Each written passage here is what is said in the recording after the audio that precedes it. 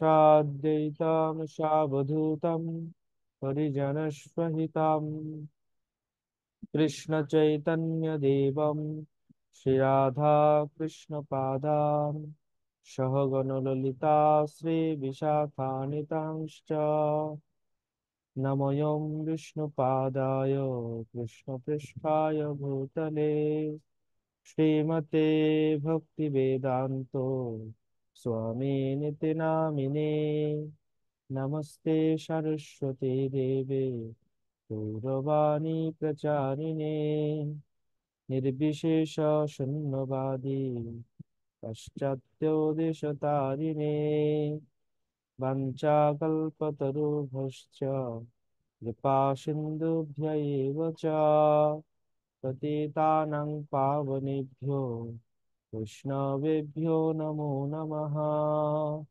नमो महावदन्नाय कृष्णप्रेम प्रदायते कृष्णाय कृष्णचैतन्य नाम्ने गौरतिशे नमः। हे कृष्ण करुणा सिंधु दीनबन्धु जगत्पते गोपेश गोपिका कान्तो राधा कान्तो नमस्तुते तप्त काञ्चन गौरांगे राधे वृंदावनेश्वरी वृषभानुसुते देवी प्रणमामि हरिप्रिये नीलाचलो निवासाय नित्याय परमात्मने बलभद्र सुभद्राभ्यां जगन्नाथाय ते नमः। जय श्री कृष्ण चैतन्य प्रभु नित्यानंद श्री अद्वैत गदाधर शिवासदि गौर भक्त वृंदा हरे कृष्णा कृष्णा कृष्णा हरे हरे हरे राम राम राम हरे हरे। मूकं करोति वाचलं पुंगं लंघयते गिरिं यत्कृपातमहं वन्दे परमानन्दमाधवं श्रीगुरुदिनतारिणं श्रीकृष्णचैतन्य ईश्वरम् नारायणं नमस्कृत्यं नरं चैव नरोत्तमं देवीं सरस्वतीं व्यासं ततो जयामुदीरये।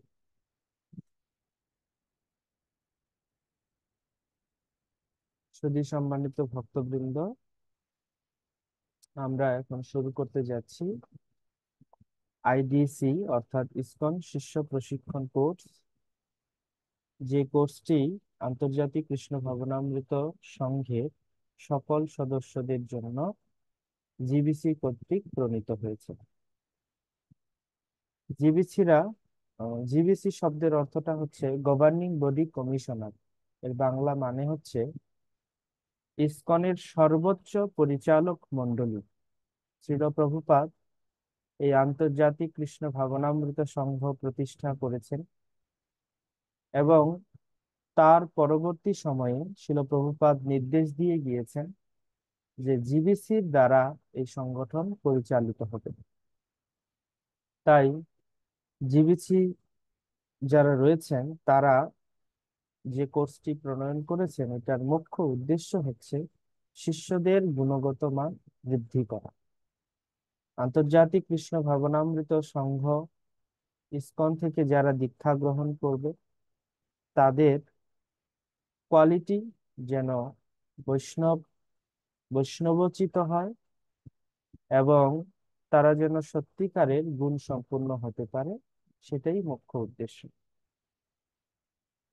এরকম আমরা এইখানে এই জড়জগতে অনেক সোসাইটি দেখি যাদের দীক্ষা গ্রহণের জন্য কোনো প্রকার তপস্যার প্রয়োজন হয় না, কোনো ধরনের নিয়ম পালনের প্রয়োজন হয় না, শুধু আপনি ইচ্ছা পোষণ করলেই আপনার কর্ণে তারা মন্ত্র দেবে। তো এরকম সস্তা গুরু যেমন সস্তায় মন্ত্র দেয়, ওইরকম সস্তা শিষ্যরাই আবার সেখানে গিয়ে মন্ত্র গ্রহণ করে। তাতে না গুরু শিষ্যের সম্বন্ধ তৈরি হয়, না শিষ্যের পারমার্থিক উন্নতি হয়, শিষ্যের যে যে সকল বস্তু উপলব্ধি করা দরকার সেগুলো হয়, কিছুই হয় না। তো আন্তর্জাতিক কৃষ্ণ ভাবনামৃত সংঘ কোয়ান্টিটিতে বিশ্বাসী নয়, তারা কোয়ালিটিতে বিশ্বাসী। তাই ইসকনের সকল সদস্যগণ যেন ধীরে ধীরে সত্যিকারের বৈষ্ণব হয়ে উঠতে পারে, সেই জন্য প্রাথমিকভাবে শিষ্যদের উন্নত করবার জন্য এই কোর্সটি প্রণয়ন করা হচ্ছে।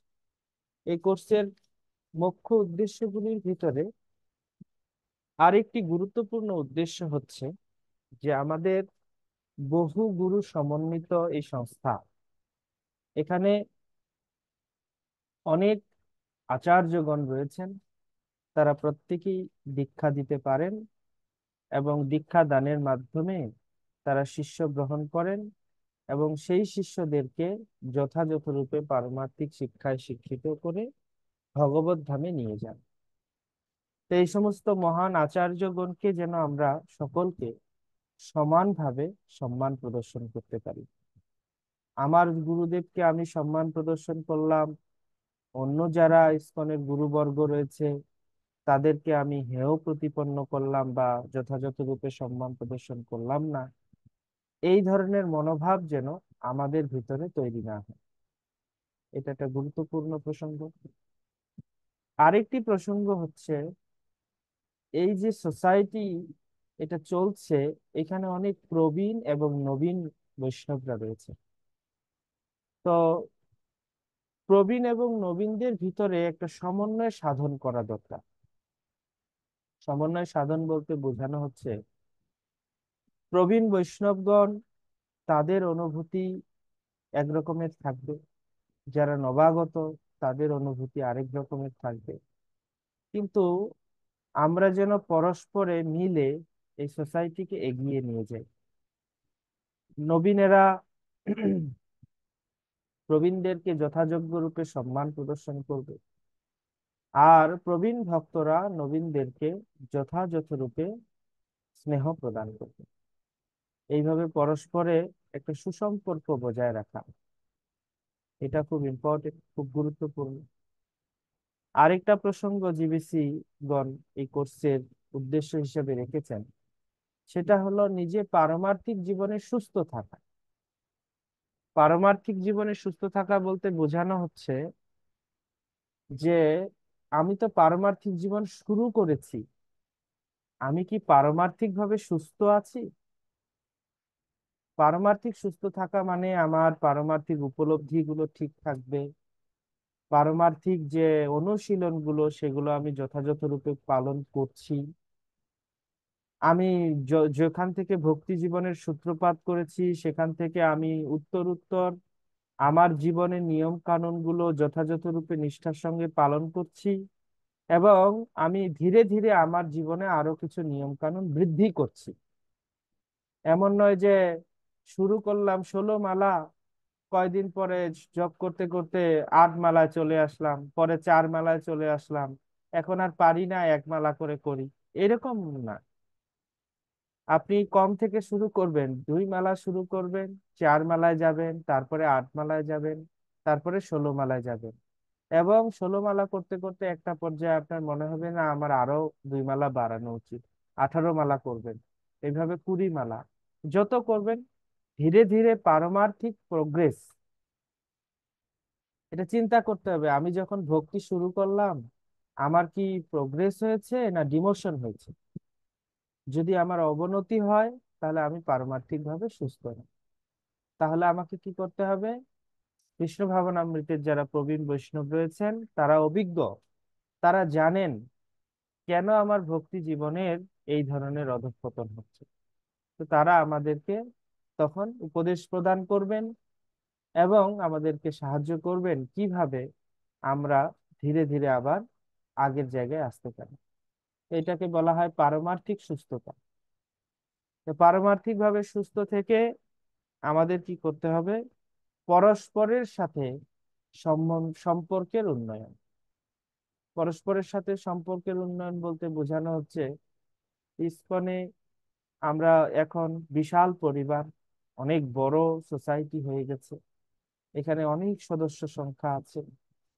তো মাঝে মাঝে দেখা যাচ্ছে কি যে নিজেদের ভিতরে যে সম্বন্ধ, সেটাও ঠিক নেই। তো সেটাকেও কিভাবে উন্নয়ন করা যায় সেই প্রসঙ্গটিও এখানে আলোকপাত করা হয়েছে। এছাড়াও কিছু মূলনীতি বা মূল্যবোধ এখানে দেয়া হয়েছে, যেগুলো আমাদের জীবনে আমরা এই কোর্সের মাধ্যমে প্রতিষ্ঠিত করব।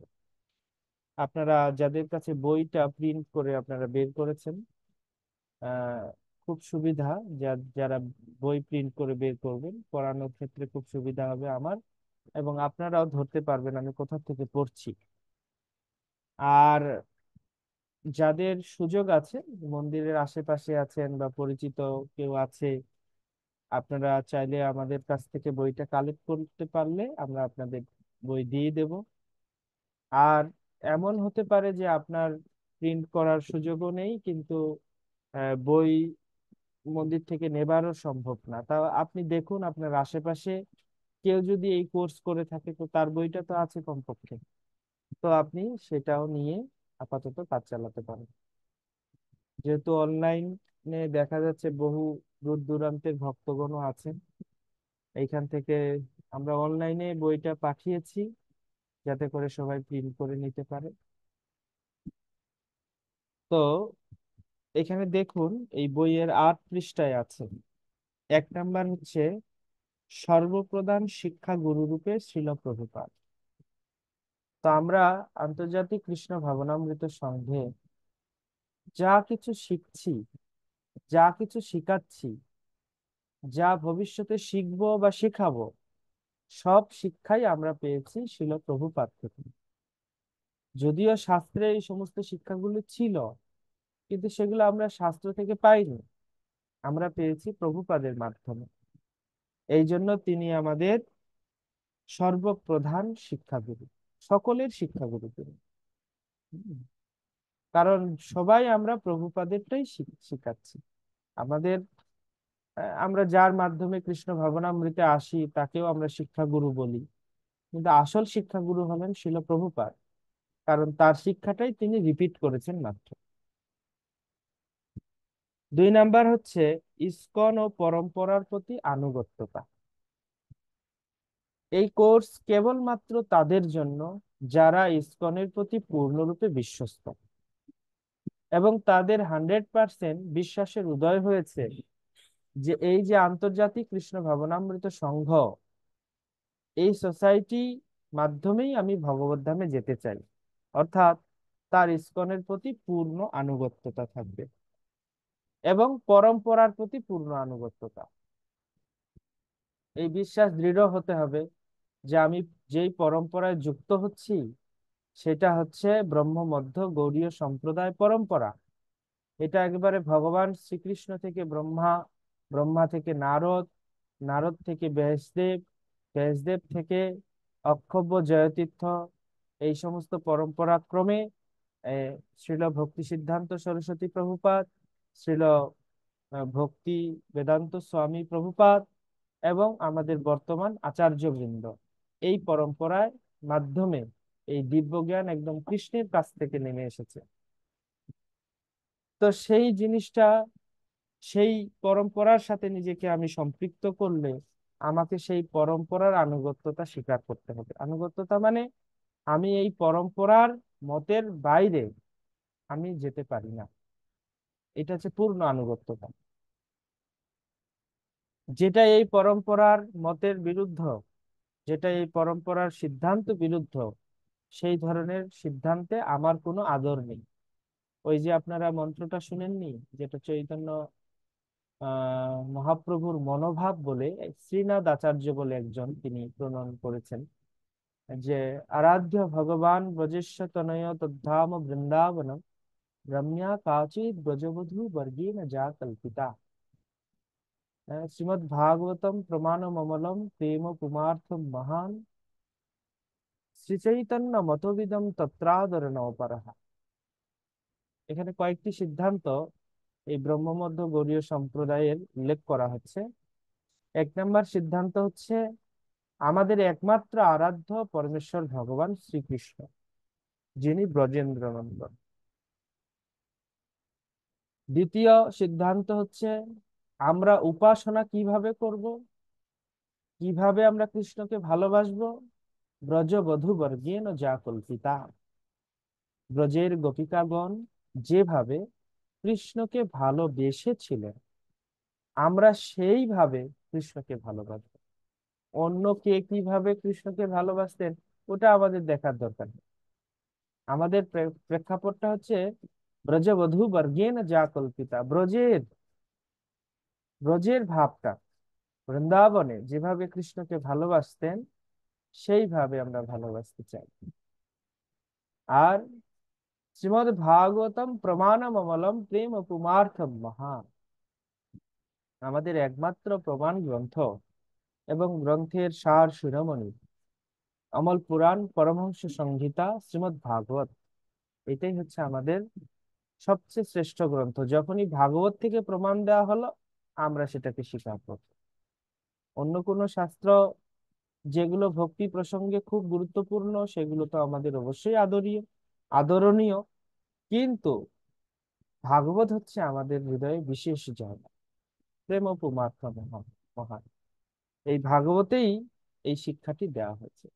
আর কি, শ্রী চৈতন্য মতোবিদম তত্রাদরণ পরহা, শ্রী চৈতন্য মহাপ্রভু যেসব মত চৈতন্য চরিতামৃত আদি গ্রন্থে তার মত পোষণ করা হয়েছে, সেই মতের ভিন্ন বা মতের বাইরে তত্রাদরণ পর, সেটা যদি হীরের টুকরো হয় তাতে আমাদের কোনো আদর নেই বা যত্ন নেই। মহাপ্রভু যা বলেছেন আমরা সেইটা, তাই এই দর্শনের ভিতরে যদি আপনি থাকেন কেবলমাত্র তারাই এই কোর্স করবে। যদি আপনি ইসকনের প্রতি, ইসকন পরম্পরার প্রতি পূর্ণ আনুগত্যতা তৈরি হয়, তাহলেই আপনি কেবলমাত্র এই কোর্স করবেন বা ইসকনে দীক্ষা নেবেন। আর যদি এখনো আপনার সেই ধরনের পূর্ণ বিশ্বাস তৈরি হয়নি, তাহলে আপনি কিছুদিন অপেক্ষা করবেন, আপনি সময় নিন। যতক্ষণ আপনার এই বিশ্বাস ডেভেলপ না হচ্ছে ততক্ষণ আপনার দীক্ষা গ্রহণ করা বা এই আহ, ইয়ে করা আপনার ঠিক না। 3 নাম্বার হচ্ছে বহু আচার্য কর্তৃপক্ষ জ্যেষ্ঠ বৈষ্ণবগণের প্রতি শ্রদ্ধা প্রদর্শন। শ্রদ্ধাটা আমাদের করতে হবে। করার জন্য ধরুন কয়েকটা প্রেক্ষাপট আছে। ইসকনে যারা আচার্যগণ রয়েছেন, মানে বিশেষ করে আচার্য মানে শব্দের অর্থ হচ্ছে গুরু, তারা দীক্ষা প্রদান করে থাকে। তো ইনাদের ইনাদের প্রতি আমাদের বিশেষ মর্যাদা প্রদর্শন করা দরকার, সম্মান প্রদর্শন করা দরকার। যারা ইসকনের আচার্য আছেন, এই আচার্য কিন্তু একজন নয়, অনেকজন আছেন, তারা প্রত্যেকেই আমাদের কাছে অত্যন্ত আদরের, অত্যন্ত সম্মানের। তারপরে রয়েছে আবার অনেকে হতে পারে যারা গুরু নন কিন্তু কর্তৃপক্ষ, অনেক বড় দায়িত্বে আছেন, যে তারা আহ, কর্তৃপক্ষ বলা হয় এটাকে। তিনি অধিকার, তাকে সোসাইটির পক্ষ থেকে অধিকার দেওয়া হয়েছে, তাদেরকেও সম্মান করতে হবে।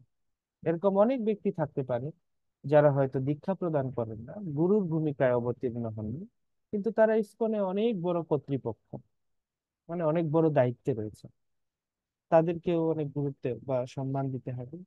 এবং জ্যেষ্ঠ বৈষ্ণব ক্লাসিফিকেশন করা হচ্ছে জ্যেষ্ঠ বৈষ্ণব, মানে অনেকে আছে কর্তৃপক্ষও না, গুরুও না, কিন্তু অনেক প্রবীণ ভক্ত, তার অনেক অবদান ইসকনে, তাদের হয়তো এই পোস্ট নাই, এই দুটো পোস্টের একটাও নাই, কিন্তু তাদেরকে অবশ্যই সম্মান করা আছে। বিশেষত শ্রীল প্রভুপাদের যারা শিষ্যবৃন্দ রয়েছেন, তারা হচ্ছেন সবচেয়ে প্রবীণ ইসকন সোসাইটিতে, সেই জন্য তাদের প্রতি বিশেষ সম্মান প্রদর্শন করা আমাদের একান্ত কর্তব্য। 3, এরপরে 4 নাম্বার হচ্ছে সুবিবেচনার সাথে দীক্ষা গুরু নির্বাচন করা। হুমসিকেলি নয়, হঠাৎ করে মন চাইলো দীক্ষা নিলাম, এরকম না। আমরা মাঝে মাঝে আহ, ওই যে ওই গণগড্ডালিকার প্রবাহ, সবাই করছে আমিও করি, সবাই দীক্ষা নিচ্ছে আমারও নেওয়া দরকার। হ্যাঁ, সবাই করছে তাই আমারও করতে হবে, এই ব্যাপারটা এরকম নয়। এটাকে বলা হয় গণগড্ডালিকার প্রবাহ। আর এরকম যদি হয় তাহলে খুব অসুবিধা। একটা ব্রাহ্মণ ছিল, উনি ওই কিছু টাকা জোগাড় করেছেন, উনি কাশী ধামে যাবেন। তো কাশী গিয়েছেন। আর কাশী গিয়ে টাকার পটলা নিয়ে বেচারা পড়েছে বিপদে। টাকার পটলা যদি নদীর ঘাটে রেখে মণিকর্ণিকার ঘাটে স্নান করতে নামে কাশীতে, তো টাকার পটলা যদি কেউ নিয়ে যায় তখন কি হবে? হ্যাঁ, একা গেলে কিন্তু এরকম বিপদ হয় কিন্তু। তীরে যদি সবকিছু, মোবাইল ফোন, টাকা পয়সা, ক্যামেরা যদি রেখে আপনি স্নান করতে নামেন, আর উঠে এসে দেখেন যদি কিছুই নাই, তো কেমন হবে? মহাবিপদ। তো তখনকার যুগে তো মোবাইল ফোন ছিল না। তো ব্রাহ্মণ কিছু ভিক্ষা করে তো টাকা জোগাড় করে গিয়েছিলেন। আর সেই টাকাগুলো কই রাখবেন, ওনার অবস্থা খারাপ, উনি চিন্তা করছেন। আবার এত দূর থেকে কাশিতে এসে যদি গঙ্গা স্নানটা না করেন তাহলেই বা কি লাভ? সমূহ বিপদ।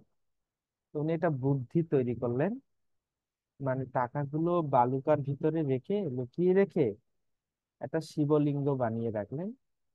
যেটা উনি ভাববেন এইখানে রেখেছি, এটা চিহ্নের মতো নয়, শিবের লিঙ্গ আকৃতি করে উনি নদীতে নামলেন।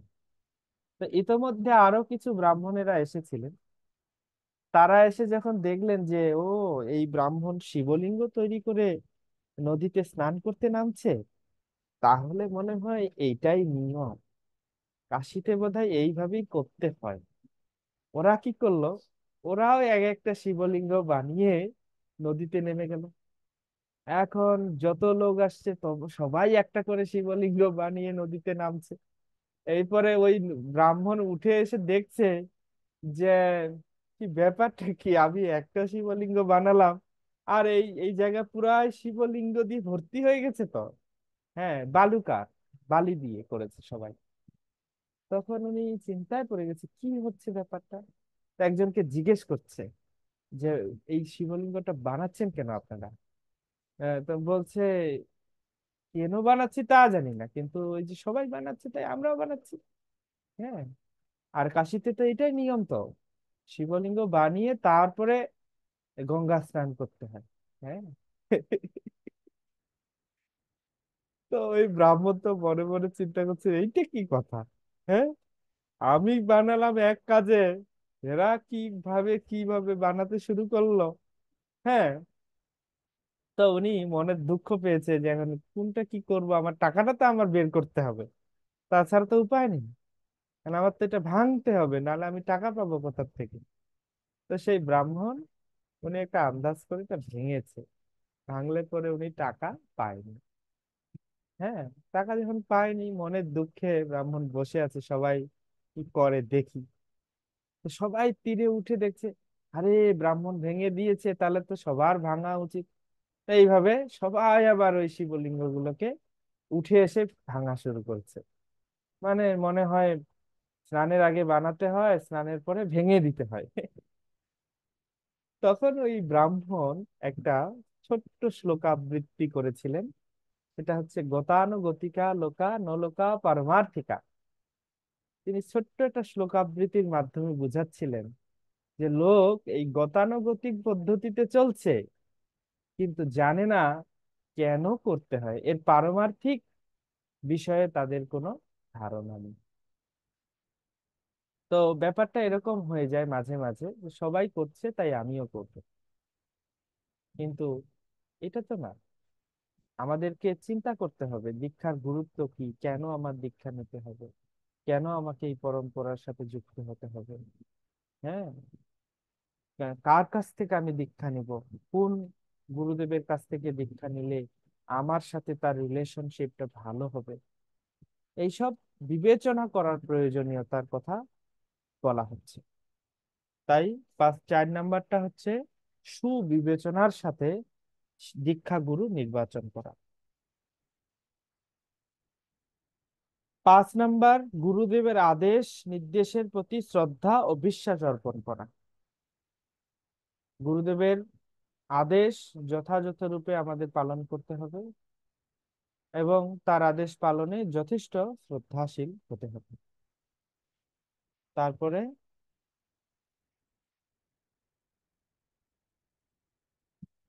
6 নাম্বার হচ্ছে নিজের ব্রতের পাশাপাশি শ্রীল প্রভুপাদের প্রচার ব্রতে ব্রতে অঙ্গীকারবদ্ধ হওয়া।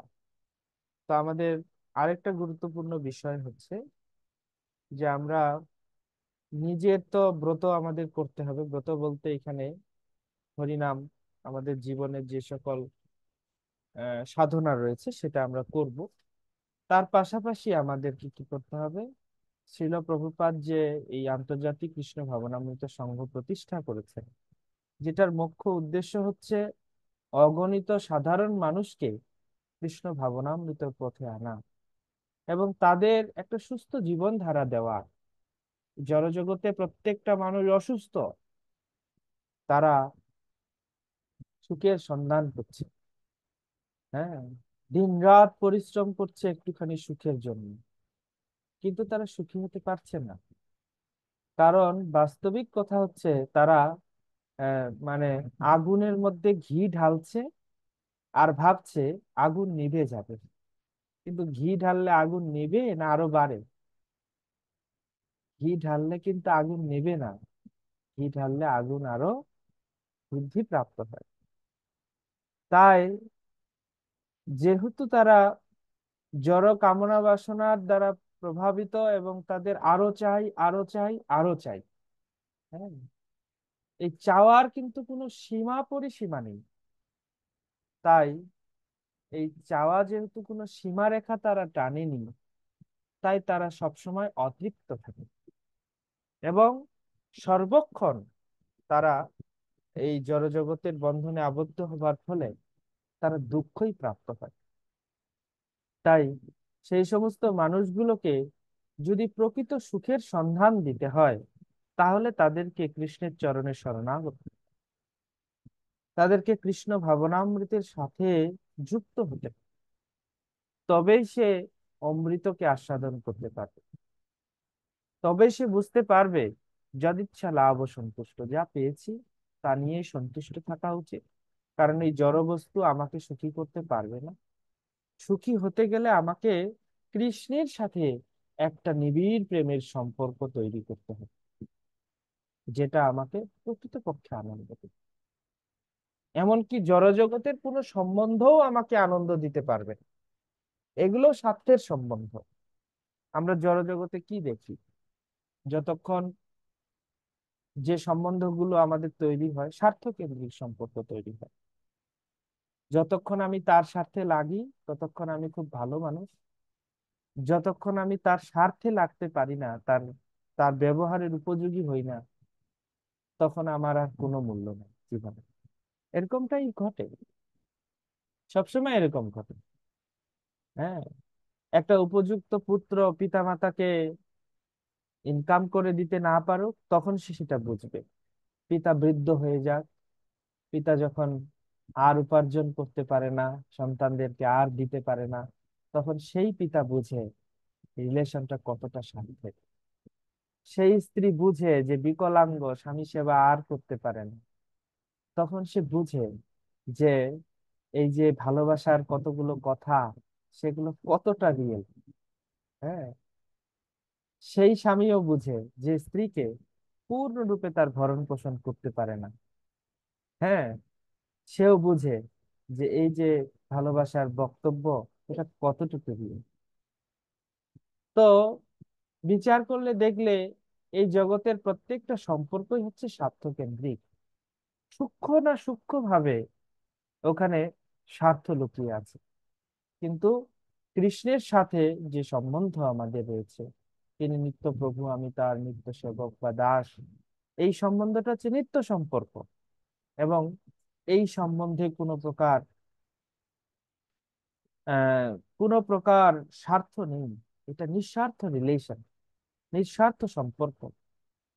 এবং সেই নিঃস্বার্থ সম্পর্ক যখন কারোর জীবনে প্রতিষ্ঠিত হয়, তখনই সে পূর্ণরূপে তৃপ্ত হতে পারে, আনন্দ লাভ করতে পারে।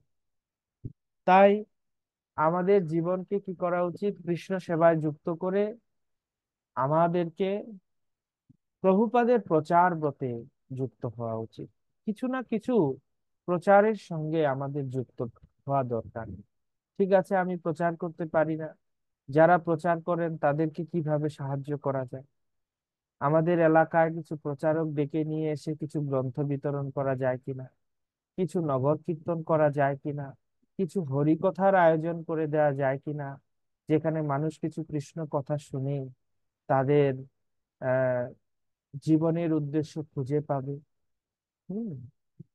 লিস্ট তা না হোক কিছু মানুষকে জপের মালা থলি দেওয়ার ব্যবস্থা করা যায় কিনা, তা না হোক কিছু প্রসাদ ভক্তদের মুখে তুলে দেওয়া যায় কিনা, এইভাবে চিন্তা করতে হবে।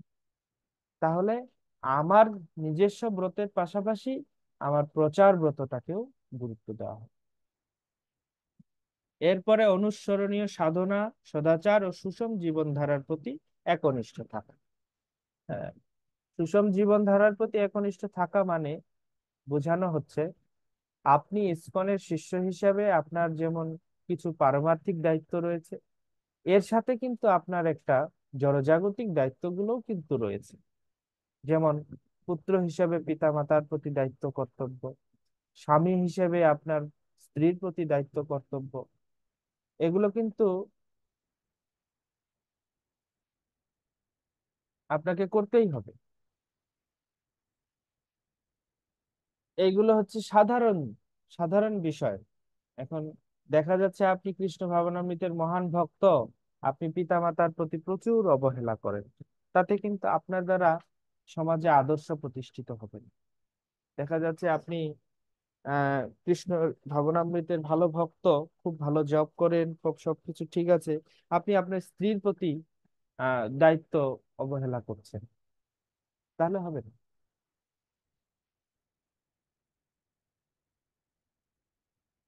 আপনার স্ত্রীর প্রতি আপনি দায়িত্ব অবহেলা করছেন, তাহলে হবে না। তো সুতরাং আমাদের সুষম জীবনধারা বলতে একটা সুন্দর জীবনধারা বলতে বোঝায় যারা গৃহস্থ ভক্তগণ রয়েছেন, হ্যাঁ, যেমন যারা ছাত্র, তারা প- সাধন ভজন করে মানে যে পড়াশোনাগুলো বাদ দিয়ে দিবে তা নয়। সাধন ভজনের সাথে তারা তাদের যে ছাত্র হিসেবে যতটুকু দায়িত্ব রয়েছে, হ্যাঁ, সেটা সে পালন করবে। তো এইভাবে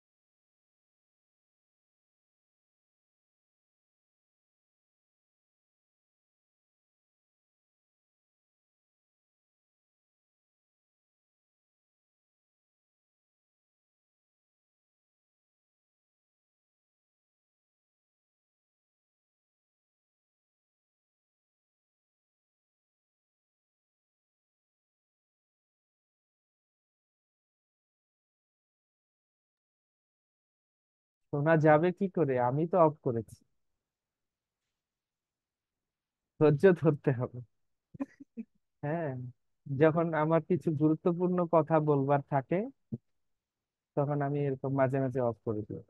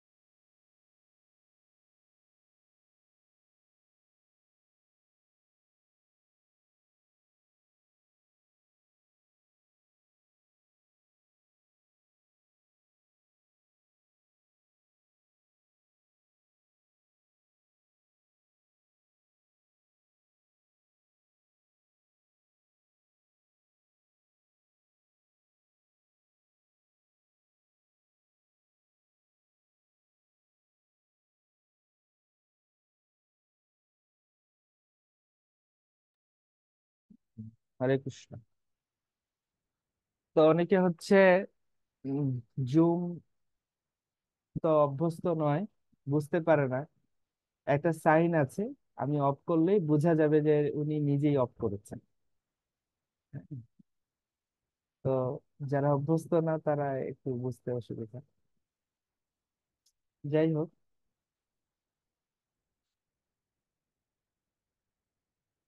অনুসন্ধিৎসা বিনয় ও সেবার মনোভাব ধারণ করা, অনুকূল সঙ্গ বদান্যতা ও সহযোগিতার মনোভাব বজায় রাখা, ভগবানের দিব্য নাম অনুশীলন ও প্রচার করা। তো এগুলো হচ্ছে আমাদের এই কোর্সের মূল্যবোধ বা মূলনীতি।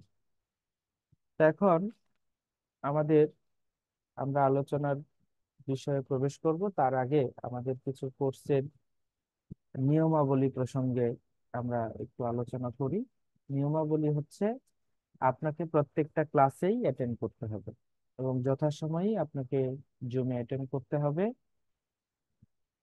এই ক্লাসের শুরু থেকে শেষ পর্যন্ত প্রত্যেকটা কথা আপনাকে ভালো করে শুনতে হবে এবং নিয়মিত এই বইটা আপনাকে পড়ে আসতে হবে। ক্লাস যখন হচ্ছে তার আগেই বইটা পড়ে আসতে হবে। আপনার কোনো প্রশ্ন থাকলে আপনি অবশ্যই করতে পারবেন, কিন্তু হ্যান্ড রাইজ করতে হবে, অফিসিয়াল হ্যান্ড রাইজ করতে হবে, তাহলে হচ্ছে আপনি প্রশ্নটা করতে পারবেন। আর এমন নয় যে আপনি মাঝখান থেকে দুইটা ক্লাস বাদ দিয়ে দিলেন, পরে আপনি পরীক্ষা দিয়ে সার্টিফিকেট নিতে আসছেন, এরকম হবে না। যারা প্রত্যেকটা ক্লাস করার পরে পরীক্ষায় অ্যাটেন্ড করবে তারাই কেবলমাত্র সার্টিফিকেট পাবে।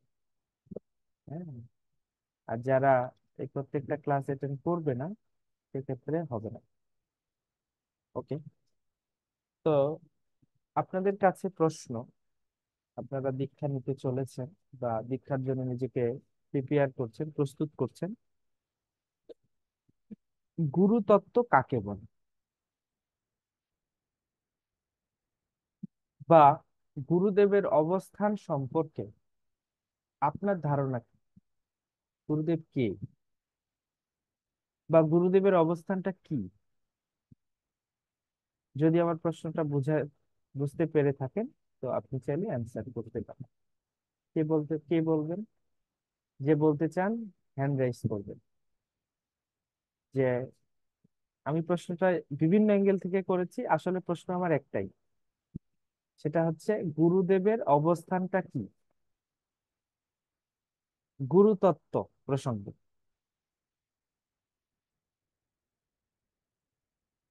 গুরুতত্ত্ব, যখনই আমরা তত্ত্বটা শুনি তখন আমাদের একটু ভয় লাগে, কি এটা বা কি, কেমন জিনিস। হ্যাঁ, তো এটা সহজ কথা। যেমন কৃষ্ণ তত্ত্ব মানে কি, কৃষ্ণ কে? হ্যাঁ, রাধা তত্ত্ব মানে কি, রাধারানী কে? তারপরে সেরকম শিব তত্ত্ব মানে কি, শিবজি কে? তার অবস্থানটা ক্লিয়ার হতে হবে। ঠিক সেরকম গুরু তত্ত্ব মানে কি, গুরুদেব কে, গুরুদেবের অবস্থানটা কি? তিনি খুব ভালো ভক্ত, নাকি তিনি উম, গুরু, তিনি ভক্ত, নাকি তিনি ভগবান, তিনি কে? সাগর চন্দ্র, বলুন। হরে কৃষ্ণ প্রভু। গুরুতত্ত্ব মানে হচ্ছে আমি ভিডিওটা যেটা অন বুঝতে করুন পারছি। প্রভু।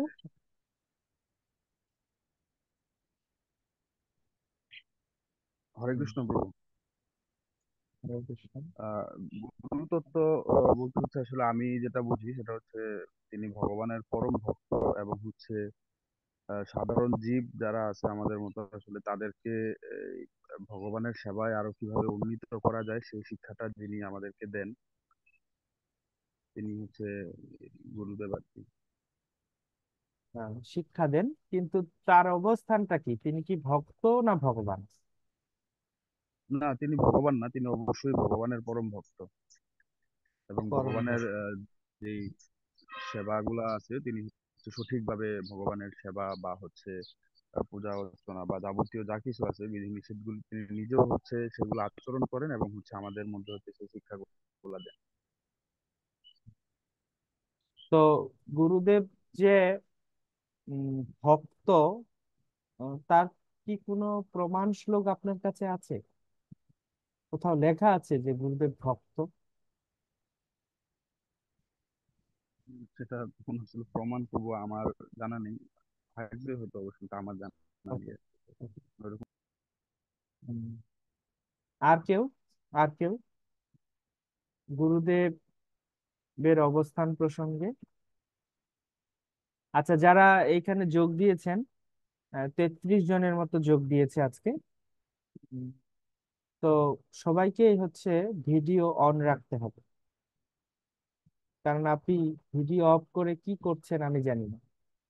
তো আমার শর্তটা হচ্ছে, যদি আপনি ভিডিও অন করে প্রত্যেকটা ক্লাসে অ্যাটেন্ড করেন, দেন আমি আপনাকে অ্যালাউ করতে পারি যে হ্যাঁ, আপনি সঠিকভাবে ক্লাস করছেন।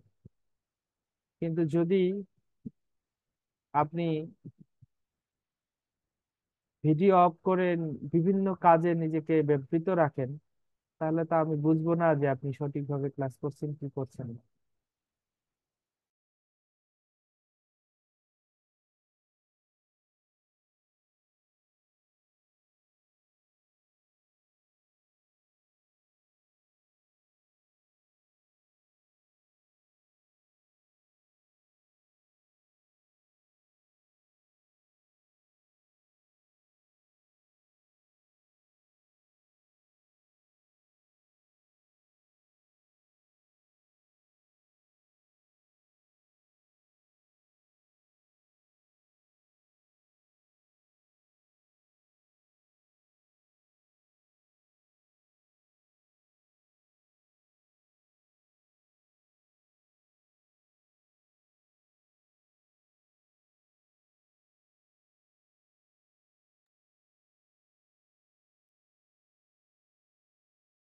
কিরণ কর্মকার প্রভু বলেন গুরুদেবের অবস্থান প্রসঙ্গে। হরে কৃষ্ণ প্রভু। আমার কথা কি শুনতে পাচ্ছেন প্রভু? হ্যাঁ, শোনা যাচ্ছে, যদিও অনেক আস্তে, আহ, কিন্তু শোনা যাচ্ছে। আচ্ছা, তারপরেও মানে আমি চৈতন্য চরিতামিতে বর্ণনা আছে যে আমরা জীবের নিস্তার লাগি সুত হরি, ভুবনে প্রকাশ হইল গুরুরূপ ধরি।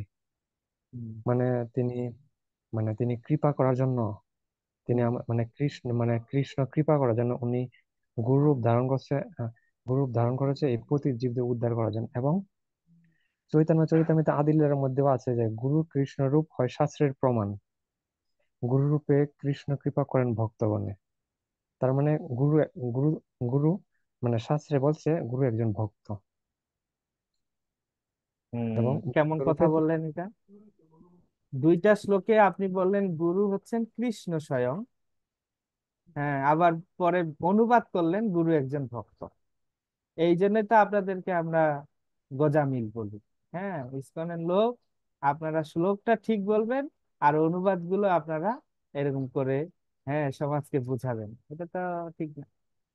আপনি নিজেই বললেন, জীবের নিস্তার লাগি নন্দ সুত হরি, ওটা ভুবনে নিশ্চয় করে গেছে। প্রকাশন গুরু রূপ ধরি।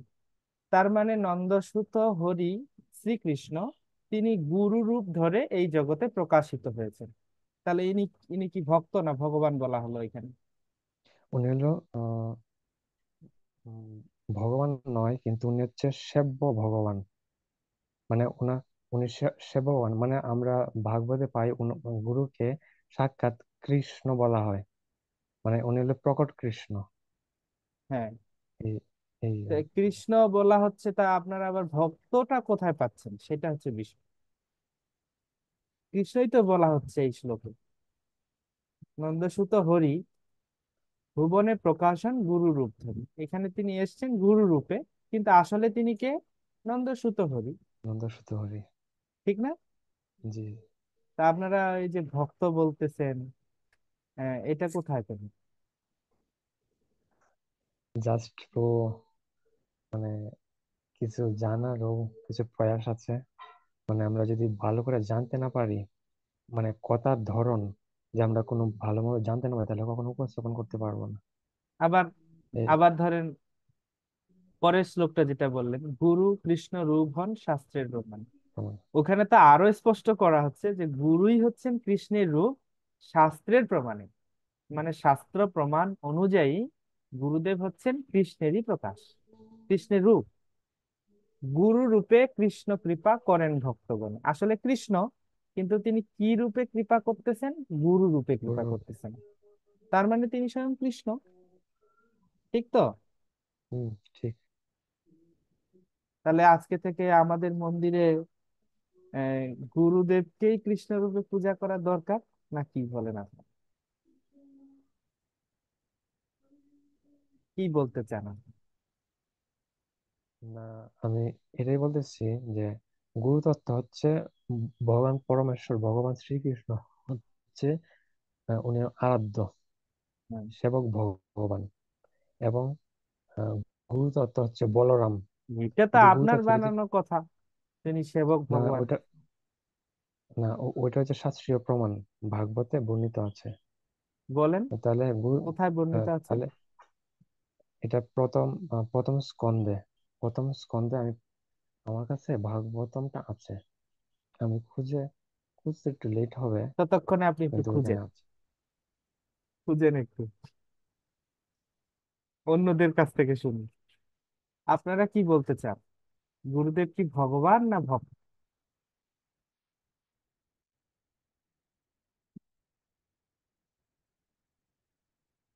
এতদিন কি জেনে আসলেন? এই যে দেখুন, আমরা দীক্ষা নিতে চাই, কিন্তু গুরুদেবের অবস্থানটা কি, তিনি কে অ্যাকচুয়ালি, সেটা নিয়ে আমরা কনফিউজ। তাহলে উম, কিভাবে আমরা আহ, ওনাকে কি রূপে পূজা করব, কি রূপে জানবো? হুম? এটাই তো গুরুতত্ত্ব, মানে কি অনেক বিশাল জ্ঞান ওরকম না। আপনাকে আগে জানতে হবে গুরু মহারাজ, বা আমি যে গুরু রূপে বরণ করলাম যাকে, তার অবস্থানটা কি, তিনি আমার কাছে কি, সেই জিনিসটা ক্লিয়ার হতে হবে।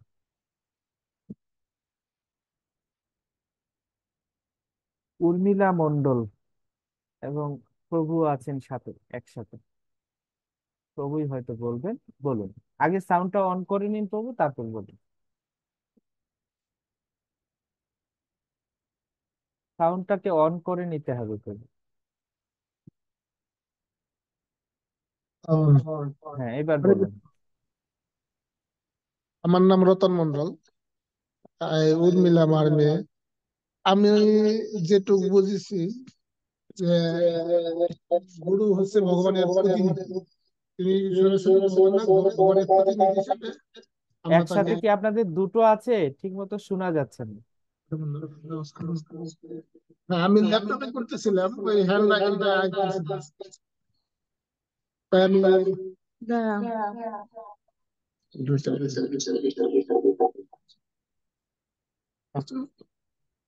বাবু শোনা যায় হ্যাঁ, যে আমি গুরুদেবকে ভগবানের একজন প্রতিনিধি হিসাবে আমি জানি। কারণ আমরা সরাসরি ভগবানের কাছে, কৃষ্ণের কাছে পৌঁছাতে পারি না, কিন্তু গুরুদেবের মাধ্যমে আমরা ভগবানের সেবাটা করতে পারি, আমি এটুকু বুঝি প্রভু। হ্যাঁ, এটা তো ইসকনের শিখানো বক্তব্য, যে গুরুদেব হচ্ছেন ইসকনের প্রতিনিধি, এই গুরু আমরা ভগবানের এটা প্রতিনিধি। একটু ফলো করি প্রভু। হ্যাঁ, তা এখন কেউ যদি আপনাকে এখন ধরে বসে যে আপনারা এই যে গুরুদেবকে বলছেন প্রতিনিধি, কিন্তু শাস্ত্রে তো গুরুদেবকে ভগবান বলা হয়েছে চৈতন্য চরিতামৃতে, তাহলে আপনারা ভগবান বলেন না কেন? আপনারা তো না, শাস্ত্রের বাইরে আচরণ করছেন, কি বলবেন? আমরা প্রভু, আমরা আপনাদের ভক্তদের কাছ থেকে যেটুকু শুনি যে উনি সাক্ষাৎ ভগবানের প্রতিনিধি, যেহেতু কৃষ্ণ গুরু রূপে আমাদের কাছে আবির্ভূত হয়, সেই হিসাবে ভগবানই, আমরা তো সরাসরি ভগবানের কাছে যাইবার পারি না, গুরুদেবী আমাদেরকে ভগবানের কাছে নিয়ে যাবে। এই হুম, মন থেকে 100% বিশ্বাস রেখে আমরা গুরুদেবকে ভগবান হিসেবে, ভগবানের প্রতিনিধি হিসেবে বা ভগবান হিসেবে আমরা সেবা, ভগবানের মতোই সেবা পূজা করি। হুম। আচ্ছা, ঠিক আছে। আর কেউ? আর কেউ? আর কেউ? আমরা আমরা কি শিওর তিনি প্রতিনিধি, তিনি ভক্ত, বা তিনি ভগবান, কোনটা? আমরা এ পর্যন্ত যে দুটো শ্লোক পেলাম, সে দুটো শ্লোকের প্রমাণ অনুযায়ী বলা হচ্ছে তিনি ভগবান। হুম, একদম স্পষ্টই বলা হচ্ছে, এখানে কোনো অস্পষ্ট নাই। এ বাংলা পয়ার সবাই বুঝেন। হ্যাঁ, যে দুটো শ্লোক আমরা এখানে অবতারণা করতে পেরেছি এ পর্যন্ত, সে দুটাতে বলা হচ্ছে গুরুদেব ভগবান। তো আপনারা বলতেছেন যে গুরুদেব ভগবান না, তিনি হচ্ছেন ভগবানের প্রতিনিধি। তো এই প্রসঙ্গে কোনো যুক্তি, কোনো তথ্য আপনাদের আর দিবেন কেউ?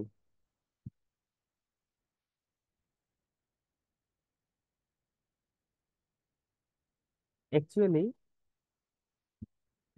এই ধরনের প্রশ্ন করার কারণটা হচ্ছে, আমাদের সমাজে ইসকন গৌড়ীয় মঠ বাদ দিলে সব জায়গাতে তারা নিজেদের গুরুদেরকে কিন্তু ভগবানের আসনে বসিয়েছে। হুম, এবং সেই সমাজের লোকেরাই কিন্তু আপনাকে প্রশ্ন করবে, প্রশ্ন করে আপনাকে বিভ্রান্ত করবে। এখন যখন আপনি একটা সদুত্তর দিতে পারবেন না, তখন যেমন আপনি তাকে আপনার মতের মতাদর্শী করতে পারবেন না, আপনার নিজের বিশ্বাসের জায়গাটাতেও একটু কমতি ঘটতে পারে। হুম, তো এই জন্য শাস্ত্র যুক্তিটা জানাটা খুব ইম্পর্টেন্ট। শাস্ত্রের বিষয়গুলো গভীরভাবে জানাটা খুব গুরুত্বপূর্ণ। এই জন্য আমাদেরকে চিন্তা করতে হবে যে গুরুদেবকে যে কোথাও কোথাও ভগবান বলা আছে, তো সেটা কেন বলা আছে বিচার করতে হবে। বিচার না করলে হবে না। তো অনেকগুলো শ্লোক আছে যেগুলোতে গুরুদেবকে ভগবান বলেই প্রতিপন্ন করা হচ্ছে। যেমন যে দুটো শ্লোক এখানে অবতারণা করা হয়েছে, সে দুটো শ্লোকে পূর্ণরূপেই ভগবান বলা হচ্ছে। যেমন জীবের নিস্তার লাগি নন্দসুত হরি, ভুবনে প্রকাশন গুরুরূপ ধরি। এটাতেও ভগবান বলা হচ্ছে যে গুরুরূপ ধরে কৃষ্ণই স্বয়ং আসেন, তার মানে তিনি কৃষ্ণ। আর হচ্ছে গুরু কৃষ্ণ রূপ হন শাস্ত্রের প্রমাণে, গুরু রূপে কৃষ্ণ কৃপা করেন ভক্তগণে। শাস্ত্র প্রমাণ অনুযায়ী গুরু হচ্ছেন কৃষ্ণের রূপ, সুতরাং তিনি স্বয়ং কৃষ্ণ। কৃষ্ণ রূপে এসে তিনি ভক্তদেরকে কৃপা করেন। তার দুটো শ্লোকেই কিন্তু মনে হচ্ছে তিনি স্বয়ং ভগবান। তো এই শ্লোকের ভিত্তিতে যদি যেমন অনুকূল চন্দ্র, তারপরে আপনার রামকৃষ্ণ, হরিচাঁদ, তারপরে আরো কত আছে, হম, বহু চাঁদ টাদ আছে।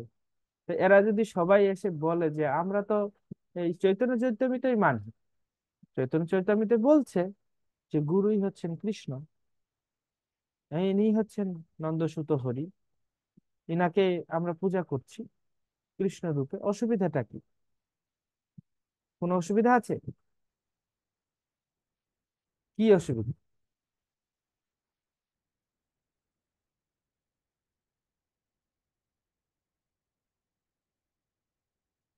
হুম? কোনো অসুবিধা নেই। আরেক শ্রেণীর আছে ভক্ত, তারা হলো কি হয় হোক ওইসব আমাদের চেতন চিন্তা। হ্যাঁ, আমাকে কোর্স করতে বলা হয়েছে, আমি কোর্স করব, এত চিন্তা করার কি দরকার? হ্যাঁ, এই কিন্তু এইসব বিষয় ভাববার। যাই হোক, এটা আমরা সমাধানের দিকে যাই। সেটা হচ্ছে, প্রকৃতপক্ষে গুরুদেবকে ভগবান বলে কোনো কোনো শাস্ত্রে বর্ণনা করা আছে, যেমন চৈতন্য চৈতামৃতে বর্ণনা করা আছে, ভাগবতেও বর্ণনা করা আছে, পুরাণেও বর্ণনা করা আছে। কিন্তু এটা কেন বর্ণনা করা আছে, এই আসল রহস্যটা একদিন নারদ মুনি ব্রহ্মার কাছে জিজ্ঞাসা করেছিলেন যে আচ্ছা, হে পিতৃদেবতা, শাস্ত্রে যে গুরুকে ভগবান বলে বর্ণনা করা আছে, সেটা অ্যাকচুয়ালি কেন? আমি একটু খুব জানতে ইচ্ছা করি। হ্যাঁ, তখন ব্রহ্মাজি তদ উত্তরে নারদ মুনিকে বলছেন যে হে নারদ, প্রকৃতপক্ষে গুরুদেব কিন্তু ভগবান নন, তিনি হচ্ছেন ভগবানের প্রতিনিধি। এই কথাটা কিন্তু রাইট কথা। এই যে ইসকন সোসাইটি যেটা প্রচার করছে এটা ভুল হতেই পারে না। কারণ ইসকন সোসাইটিতে যেসব কথা, এগুলো ইসকনের নিজের কথা না, এগুলো স্বয়ং ভগবানের কথা, গুরু পরম্পরার আচার্যদের কথা। তাই এখানে বলছে যে হে পুত্র নারদ, তোমার তোমার প্রশ্নের এই উত্তরটা আমি দেওয়ার ক্ষেত্রে এটা বলি যে প্রকৃত কথা হচ্ছে গুরুদেব ভগবান না, তিনি কোনো শুদ্ধ ভক্ত, যাকে উদ্ধার করার জন্য ভগবান দায়িত্ব প্রদান করেছেন, তিনি হচ্ছেন গুরু। তিনি প্রকৃতপক্ষে আমাদেরকে উদ্ধার করতে আসেন এই জগতে। হুম। তো যেহেতু তিনি উদ্ধার করতে আসেন, কিন্তু তিনি যেহেতু মনুষ্য রূপে আসেন, তাই সাধারণ মানুষেরা মাঝে মাঝে তাকে মানুষ বুদ্ধি করে, মনুষ্য জ্ঞান করে। তাই তাকে যেন সাধারণ মনুষ্য বলে বিবেচনা না করা হয়, সেই জন্য কোথাও কোথাও গুরুদেবকে ভগবান বলেই বর্ণনা করা হয়েছে। কিন্তু তার মানে গুরুদেব কিন্তু ভগবান নন, তিনি হচ্ছেন ভগবানের প্রতিনিধি। এইটাই হচ্ছে বাস্তব কথা। তো এই কথাগুলো তো আমি বাংলায় বললাম, এখন আপনারা প্রমাণ চাইবেন, যে তাহলে এইবার আপনি বলুন প্রমাণটা কি, যে গুরুদেব ভগবান না, তিনি ভগবানের প্রতিনিধি। এটাই তো আমরা সবাই শিখেছি, তাই না? তো আমি চৈতন্য চরিতামৃতের পরবর্তী শ্লোকটাই উল্লেখ করছি, যেখানে বলা হলো গুরু কৃষ্ণের রূপ হন, ওর পরবর্তী শ্লোক। সেটা হলো যদ্যপি আমার গুরু চৈতন্যের দাস, তথাপি জানিয়ে আমি তাহারও প্রকাশ। প্রকৃতপক্ষে আমার গুরু কি? প্রকৃতপক্ষে আমার গুরু হলেন চৈতন্যের দাস, তিনি স্বয়ং চৈতন্য নন, তিনি ভগবান নন, তিনি ভগবানের দাস। এটাই হচ্ছে তার সত্যিকারের পরিচয়। তথাপি জানিয়ে আমি তাহারও প্রকাশ, সম্মানার্থ তাকে যেন আমি মনুষ্য বুদ্ধি না করি, তাকে যাতে আমি জড় বিবেচনা না করি, ঠিক সেই কারণে আমি তাকে কি করব? আমি তাকে ভগবানের প্রকাশ বলে বিবেচনা করি। কিন্তু প্রকাশ বলে বিবেচনা করা আর প্রকাশ হওয়ার মধ্যে পার্থক্য আছে কিন্তু। তিনি কৃষ্ণ নন, তিনি কৃষ্ণের প্রতিনিধি, কিন্তু তাকে আমি কৃষ্ণ বলে বিবেচনা করব, যাতে তার প্রতি আমার সম্মানে কখনো ম্লান না হয়, সম্মানটা যেন কৃষ্ণের মতো আমি তাকে করতে পারি, এই জন্য। এবং এটার সমাধানটা কিন্তু আমরা প্রতিদিন উচ্চারণ করি। যে প্রশ্নটা আমি প্রথম শুরু করলাম, এইটার প্রশ্নের উত্তরটা আমরা প্রতিদিন উচ্চারণ করি। সেটা কখন? মঙ্গল আরতির সময়। কখন? সাক্ষাধরিতে না সমস্ত শাস্ত্রে, রুক্তস্থতা ভাব ততএব সদ্ধি। সাক্ষাৎ না সমস্ত শাস্ত্রই, অর্থাৎ গুরুদেব হলেন সাক্ষাৎ হরি, যা সমস্ত শাস্ত্রে বর্ণিত হয়েছে, তিনি সাক্ষাৎ হরি। হ্যাঁ, কিন্তু সেই সাক্ষাৎ হরি, তবুও একটা পার্থক্য আছে। কিন্তু প্রভুর প্রিয় বন্দে গুরু শ্রী চরণারবিন্দ। কিন্তু প্রভুর্য,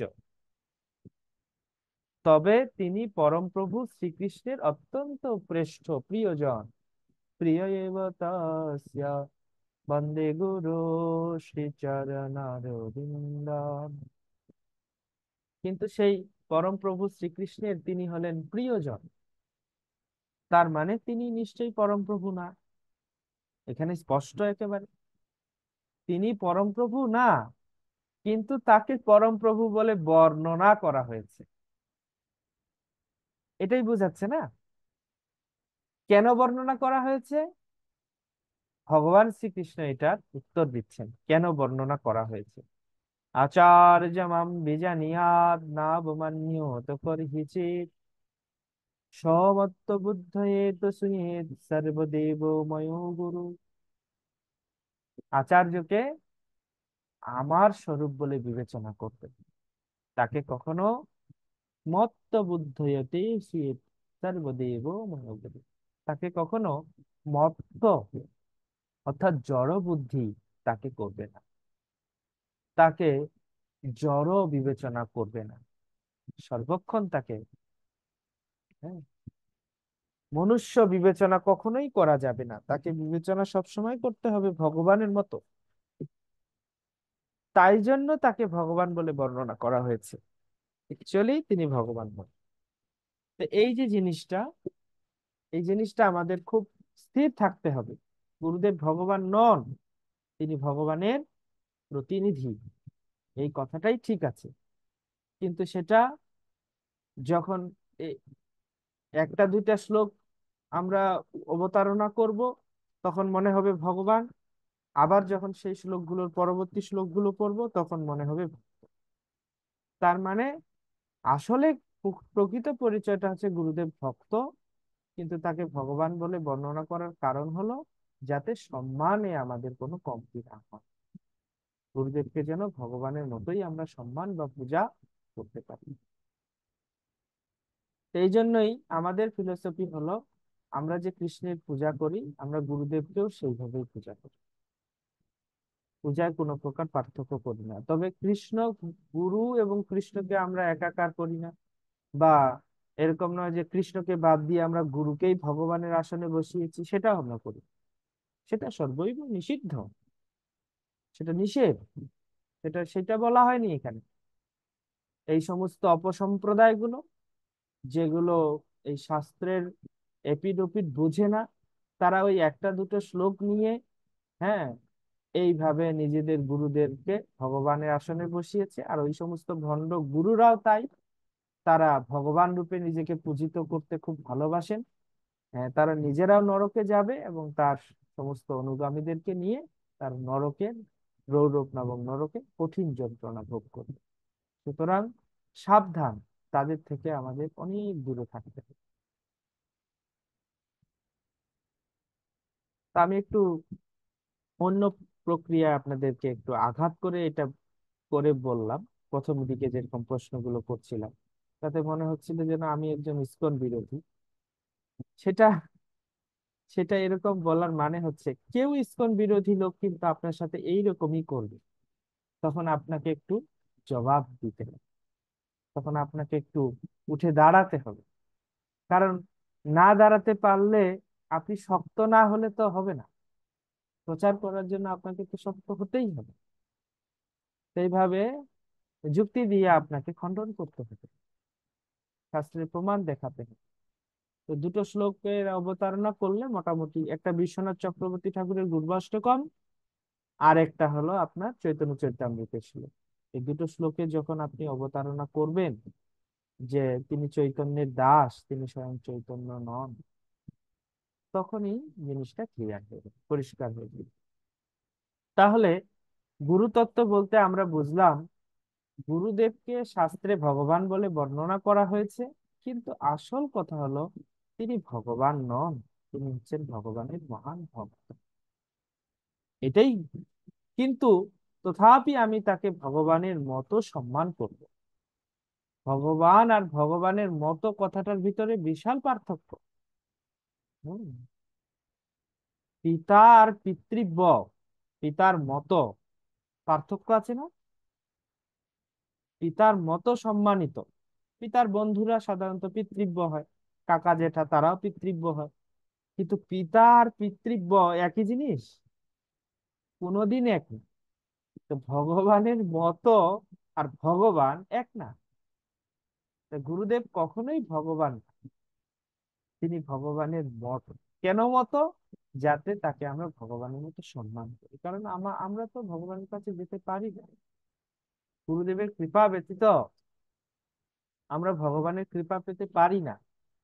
ভগবানের কৃপাটা নেমেই এসেছে গুরু পরম্পরার ধারা, গুরু পরম্পরার মাধ্যমে নেমে এসেছে। এবং আমাদের যারা গৌড়ীয় বৈষ্ণব পরম্পরার আচার্য, তাদের মনোভাবটা হচ্ছে, আমি কৃষ্ণের অতি ক্ষুদ্র সেবক, অতি ক্ষুদ্র সেবক, আমার কোনো যোগ্যতা নেই, আমি জাস্ট গুরু পরম্পরার বার্তাবাহক, সেই বার্তাটা তাদের কাছে পৌঁছে দিচ্ছি, এই মাত্র। ছিল প্রভুপাদ যেরকম বলতেন যে গুরু হচ্ছে ডাক পিয়নের। কি ডাক পিয়ন?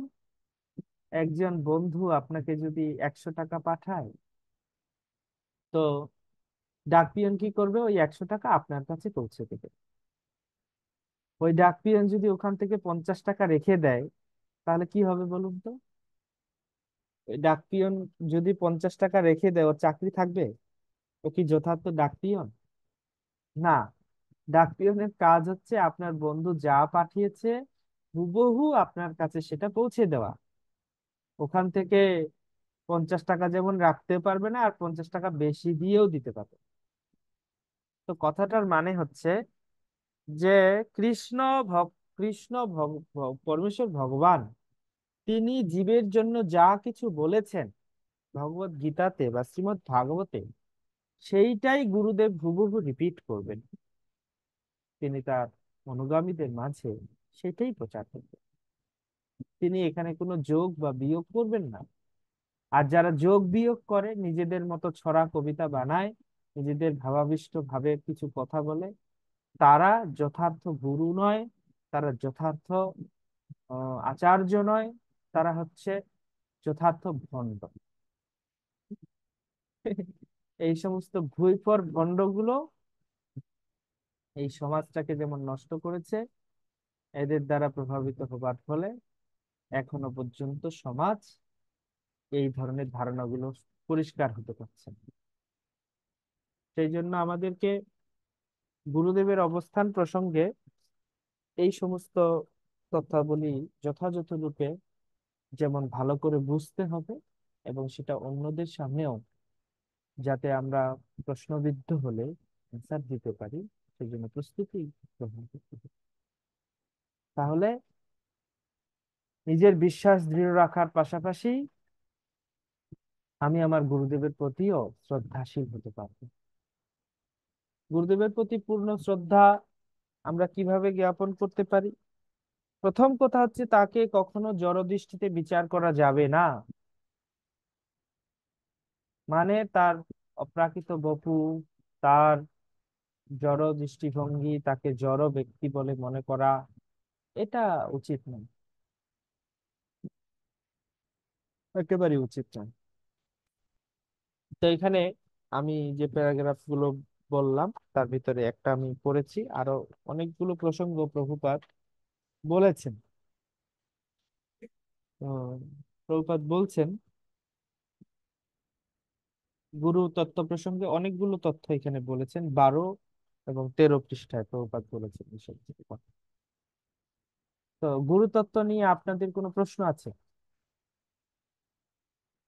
যদি কোনো প্রশ্ন থাকে করতে পারেন, না হলে আমি এই সাবজেক্টটা চেঞ্জ করে অন্য একটা সাবজেক্টে যাব। গুরুতত্ত্ব প্রসঙ্গে প্রশ্ন?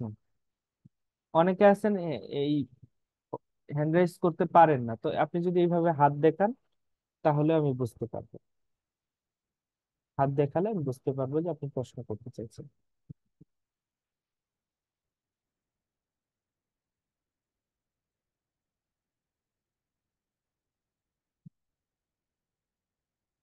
ওকে, কোনো প্রশ্ন নেই।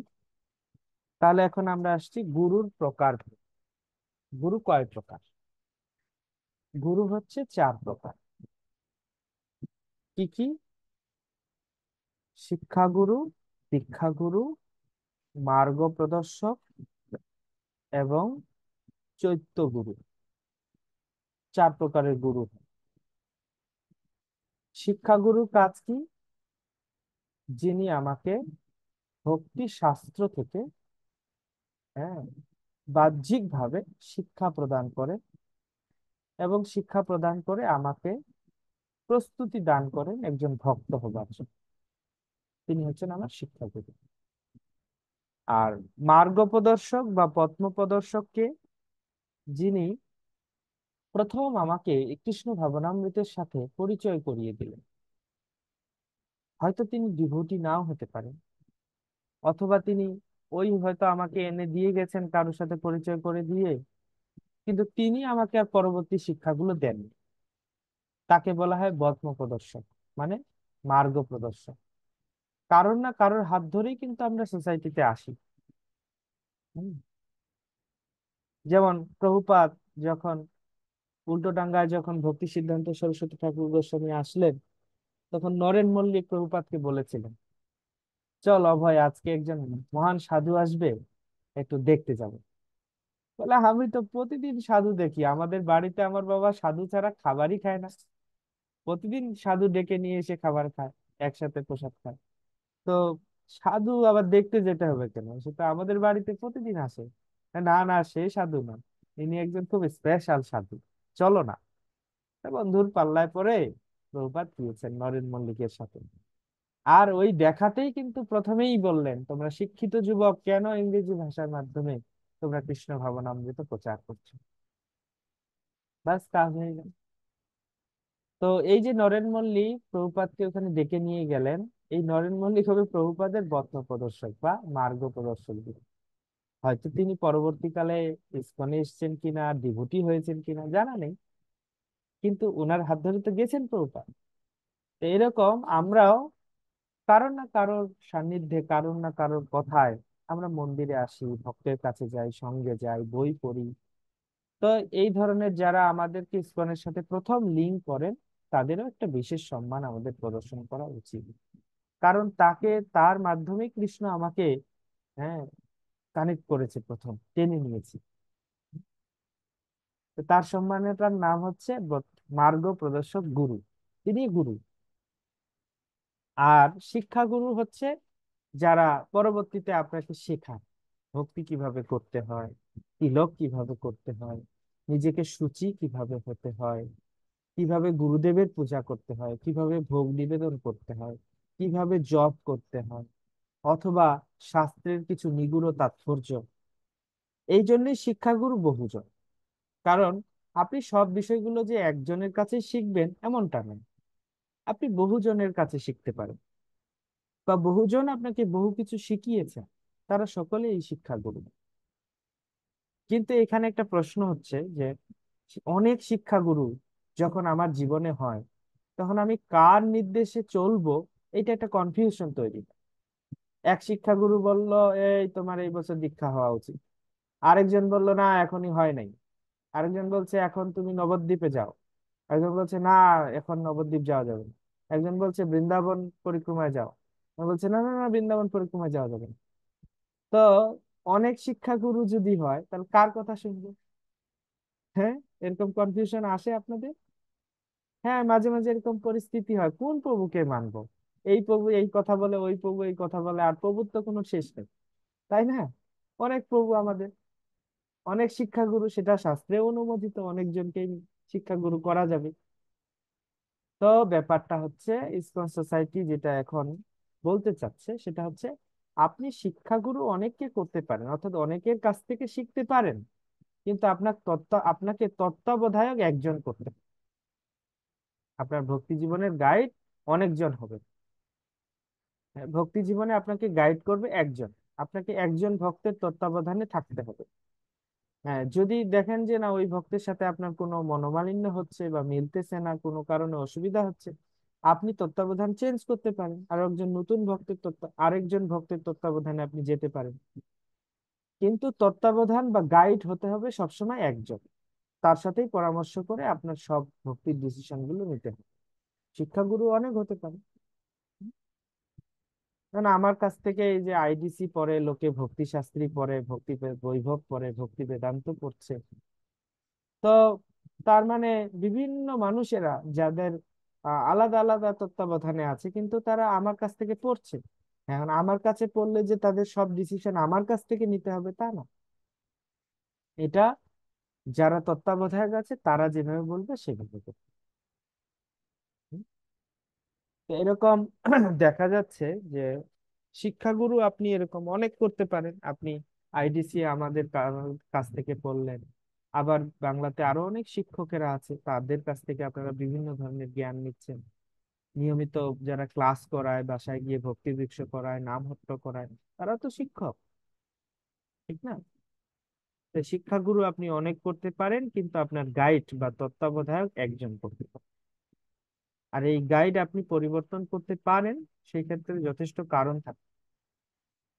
আপনি কার তত্ত্বাবধানে আছেন তার সাথে সব ডিসিশন, তাহলে আপনাকে আর ওই কনফিউশনে পড়তে হবে না যে কার কথা শুনবেন। যাকে আপনার ভালো পছন্দ হয় তার তত্ত্বাবধানেই থাকুন।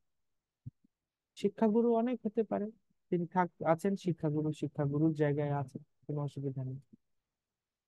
ওকে, তো গেল শিক্ষাগুরু আর বত্ন প্রদর্শক গুরু। আর হচ্ছে এখন দীক্ষাগুরু। দীক্ষাগুরু কি? দীক্ষাগুরু যিনি যিনি আমাকে প্রকৃতপক্ষে এই পরম্পরার সাথে যুক্ত করেন, করে তিনি আমাকে কৃষ্ণের কাছে ফিরিয়ে নিয়ে যাবার জন্য দায়িত্ব গ্রহণ করেন, তিনি হচ্ছেন আমার দীক্ষাগুরু। যিনি আমাকে দীক্ষা মন্ত্রের মাধ্যমে কৃষ্ণের সাথে একটা সম্বন্ধ তৈরি করে দেন। এই ভূমিকাটাই সব থেকে গুরুত্বপূর্ণ, দীক্ষাগুরু। এরপরে হচ্ছে চৈত্যগুরু। চৈত্যগুরু কি? মাঝে মাঝে আমাদের চেতনার ভিতরে থেকে আমরা কিছু শিখি, হুম, এটাকে বলা হয় চৈত্যগুরু। হ্যাঁ, আপনারা বিল্বমঙ্গল ঠাকুরের নাম শুনেছেন? হ্যাঁ, বিল্বমঙ্গল ঠাকুর উনি ব্রাহ্মণ পরিবারের ছিলেন, কিন্তু ওনার অসুবিধাটা ছিল, ওনার দুর্বলতা ছিল, মানে একটা বেশ্যা রমণীর প্রতি উনি খুব আসক্ত ছিলেন। সেই বেশ্যাটার নাম ছিল চিন্তামণি। তো উনি খুব আসক্ত ছিলেন, এমন পরিমাণে আসক্ত ছিলেন, তার আসক্তিটা এরকম বর্ণনা করা হয়েছে যে ওনার পিতার শ্রাদ্ধ ছিল, সেইটা বাদ দিয়ে উনি সেই বেশ্যার কাছে গিয়েছেন। ঝড় ছিল সেদিন, খুব বন্যা ছিল, বৃষ্টি ছিল, অনেক অসুবিধা ছিল, সেই সব অসুবিধা অতিক্রমণ করে উনি সেই বেশ্যার কাছে গিয়েছেন। এখন সেই বেশ্যা চিন্তামণি ওই দিন চিন্তা করলেন যে এটা কি, এই বাবার শ্রাদ্ধ বাদ দিয়ে এই ঝড় ঝঙ্কা পাড়ি এসে আমার কাছে এসেছে, তার কি এত শক্তি সে? তখন সে খুব কটু কথা বলতে শুরু করেছে। খুব ভালোবাসার মানুষ যদি প্রিয় কথা, কটু কথা বলে না, খুব লাগে হৃদয়ে, খুব মরমে লেগেছে। তখন সে বলছে যে তুমি আমাকে এই রক্ত মাংস পচা শরীরটাকে যত পরিমাণ ভালোবাসা দিয়েছো, এইরকম ভালোবাসার এর এক বিন্দু ভালোবাসা যদি তুমি কৃষ্ণকে দিতে, তাহলে তোমাকে হয়তো কৃষ্ণ তোমার সাথে এক্ষণ সম্মুখে প্রকটিত হতেন। হ্যাঁ, তাহলে তুমি এই জড় শরীরের প্রতি তো আকৃষ্ট, তুমি না ব্রাহ্মণ। এইসব যখন খুব তিরস্কার উক্তি করেছে চিন্তামণি নাম্নী বেশ্যা, তখন সেইটা খুব হৃদয়ে লেগেছে, তাৎক্ষণিক বৈরাগ্যের উদয় হয়েছে। বৈরাগ্যের উদয়ের ফলে তিনি চিন্তা করলেন, এখনই আমি বৃন্দাবনের উদ্দেশ্যে যাত্রা করি। তো সেই কথা শুনে তৎক্ষণাৎ বিল্বমঙ্গল ঠাকুর বৃন্দাবনের উদ্দেশ্যে যাত্রা করেন। যাত্রা করতে করতে করতে করতে অনেকদিন ধরে যাচ্ছেন, পূর্ব অভ্যাস বশত আবার নদীর ধারে দেখলেন একটা সুন্দরী রমণী জল ভরতে এসেছে। সেই রমণীর পিছনে পিছনে তার বাড়িতে চলে গেছে। বাড়িতে গিয়ে এখন সেই রমণী এবং তার পতি সেই বিল্বমঙ্গলকে কত না সম্মান পাদধৌত করেছে, বিভিন্ন খাবার দিয়েছে, দেবার পরে হাত জোড় করে বলছে, হে মহাত্মা বৈষ্ণব, আপনি আমাদের গৃহে অতিথি, আপনার আমরা কি সেবা করতে পারি? আপনি কি হেতু আমাদের গৃহে এসেছেন? কিছু যদি সেবা করতে পারি দয়া করে বলবেন। এই ধরনের সম্মান দেখে উনি হৃদয়ে আবার বিবেক উনাকে শিখালো, চৈত্যগুরু উনাকে শিখালো। একবার যেমন বিল্বমঙ্গল চিন্তামণির সেই বোকাবাদ্যের মাধ্যমে চৈত্যগুরু উনাকে শিখালো, চেতনা উনাকে শিখালো, বিবেক উনাকে শিখালো, ঠিক তেমনি এখন আবার একবার বিবেক তাকে শিখালো যে না, এরকম করা যাবে। তখন তিনি সেই রমণীর কাছে বললেন, দেখুন, আমার আপনার একটু চুলের কাঁটাটার দরকার ছিল, আপনার পিছনে যে চুলে কাটা দিয়েছেন, রূপোর কাটা, সেটা একটু দেওয়া। সাথে সাথে ওই কাঁটাটা খুলে দিলেন, উনি বুঝতে পারেন নাই কি করবে। আর ওই কাঁটাটা নিয়ে সাথে সাথে চোখ দুটো অন্ধ ছিদ্র করে, চোখ দিয়ে রদ্দর করে রক্ত পড়ছে। আর উনি চোখ চিপে ধরে বৃন্দাবনের দিকে যাচ্ছেন। অন্ধ, কিছুই দেখতে পায় না, এইভাবে বৃন্দাবন যাচ্ছে, কৃষ্ণের নাম গ্রহণ করছে। করতে করতে এক পর্যায়ে স্বয়ং কৃষ্ণ একটা গোপ শিশু রূপে আবির্ভূত হলেন এবং তার হাত ধরে, হ্যাঁ, বৃন্দাবনে নিয়ে যাচ্ছে। তো সেই যে গ্রন্থ লিপিবদ্ধ করা হয়েছে, সেটার নাম হচ্ছে কৃষ্ণ করণামৃত। চৈতন্য মহাপ্রভু এটা নিয়মিত শ্রবণ করতেন। কৃষ্ণ করণামৃত, গীত গোবিন্দ, চণ্ডীদাসের পদাবলী, জয়দেবের গীত গোবিন্দ, আর হলো বিদ্যাপতির পদ, এইসব রায়ের নাটক গীতি, এইসব প্রভু নিয়মিত শ্রবণ করতেন। সেই বিল্বমঙ্গল ঠাকুরের ক্ষেত্রে চিন্তামণি খুব বেশি অনেক উন্নত সাধু ছিলেন তা না, চিন্তামণি তো একটা বেশ্যা ছিলেন, কিন্তু তথাপি তার সেই তীব্র ভর্ৎসনা সেদিন বিল্বমঙ্গলের চেতনা প্রকাশিত হয়েছিল। চৈত্য গুরুর কৃপায় তিনি বুঝতে পেরেছিলেন ভগবত ভজন করাই জীবনের উদ্দেশ্য। তো মাঝে মাঝে এই ধরনের চৈত্য গুরুর কৃপা আমাদেরও হয়। তো এই এই গুরুকে বলা হয় চৈত্য গুরু। পরমাত্মা রূপে ভগবান আমাদের কিছু কিছু জিনিস শেখান। তো পরবর্তীকালে সেই বিল্বমঙ্গল ঠাকুর যখন সেই গ্রন্থ রচনা করলেন, তিনি চিন্তামণি নাম্নী বেশ্যার নাম উল্লেখ করেছিলেন। তিনি বলেছিলেন, হ্যাঁ, তিনি শিক্ষাগুরুর কথা অবশ্য চৈত্য গুরু হিসাবে কৃষ্ণকেই বলেছিলেন। চিন্তামণির জয়তি সমগিরির গুরুমে, শিক্ষা গুরুশ্চ ভগবান শিকিপুচ্ছ মৌলি। তিনি বলেছিলেন যে আমি চিন্তামণি নাম্নী সেই বেশ্যা, তার জয়ধ্বনি করি, চিন্তামণির জয়ধ্বনি করি, যার বাক্যের মাধ্যমে আমার প্রথম বিবেক জাগ্রত হলো। কিন্তু শিক্ষা গুরুশ্চ ভগবান শিখিপুচ্ছ মৌলি। তিনি অন্তর্যামী রূপে না শিখালে আমি কি শিখতে পারতাম? আমি পারতাম। তো এইভাবে তাহলে গুরু কয় প্রকার হলো? 4 প্রকার। দীক্ষা গুরু, যিনি আমাদেরকে দীক্ষা দেন; শিক্ষা গুরু, যিনি আমাদেরকে শিক্ষা দেন, এবং শিক্ষা গুরু বহুজন হতে পারে, তত্ত্বাবধায়ক একজন হবে। আর হয় বত্ম প্রদর্শক গুরু বা মার্গ প্রদর্শক, আর হচ্ছে চৈত্য গুরু। এই হচ্ছে 4 প্রকারের গুরু। এখন কথা হচ্ছে, শিক্ষা গুরু তিনি যেগুলো বলবেন সেগুলো অবশ্যই হতে হবে গুরুদেব যা বলেছেন সেটা রিপিট। গুরুদেব যে কথাগুলি বলেন বা বলেছেন, সেই কথাগুলি তিনি পুনরাবৃত্তি করবেন, অন্য কিছু তিনি বলবেন না। তো শিল প্রভুপাদ বললেন, কেউ যদি প্রভুপাদের শিক্ষার বিরুদ্ধ কিছু বলেন, তাহলে বুঝতে হবে যে সে শিক্ষাগুরু না, সে হচ্ছে বদমাশ, তার ব্যক্তিগত চরিতার্থ জন্য সে কথাগুলি বলছে। ওকে, তো গুরু তত্ত্ব আমরা জানলাম, তারপরে আমরা জানলাম গুরুর প্রকারভেদ। এখন আমরা জানবো দীক্ষা, দীক্ষার গুরুত্ব। দীক্ষা সম্পর্কে 14 নম্বর পৃষ্ঠায় বর্ণনা করা হয়েছে এই গ্রন্থে। মূলত বর্ণনা করা হয়েছে অদীক্ষিতস্য বামুরুম কৃতম সর্বম নিরর্থকম পশুজনী মবাপ্নতি দীক্ষা বিরহিত জন। মানে হচ্ছে,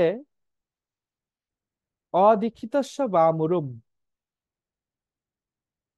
যারা দীক্ষা নেয়নি, কৃতম সর্বম নিরর্থকম, তাদের করা ভজন সাধনগুলো নিরর্থক।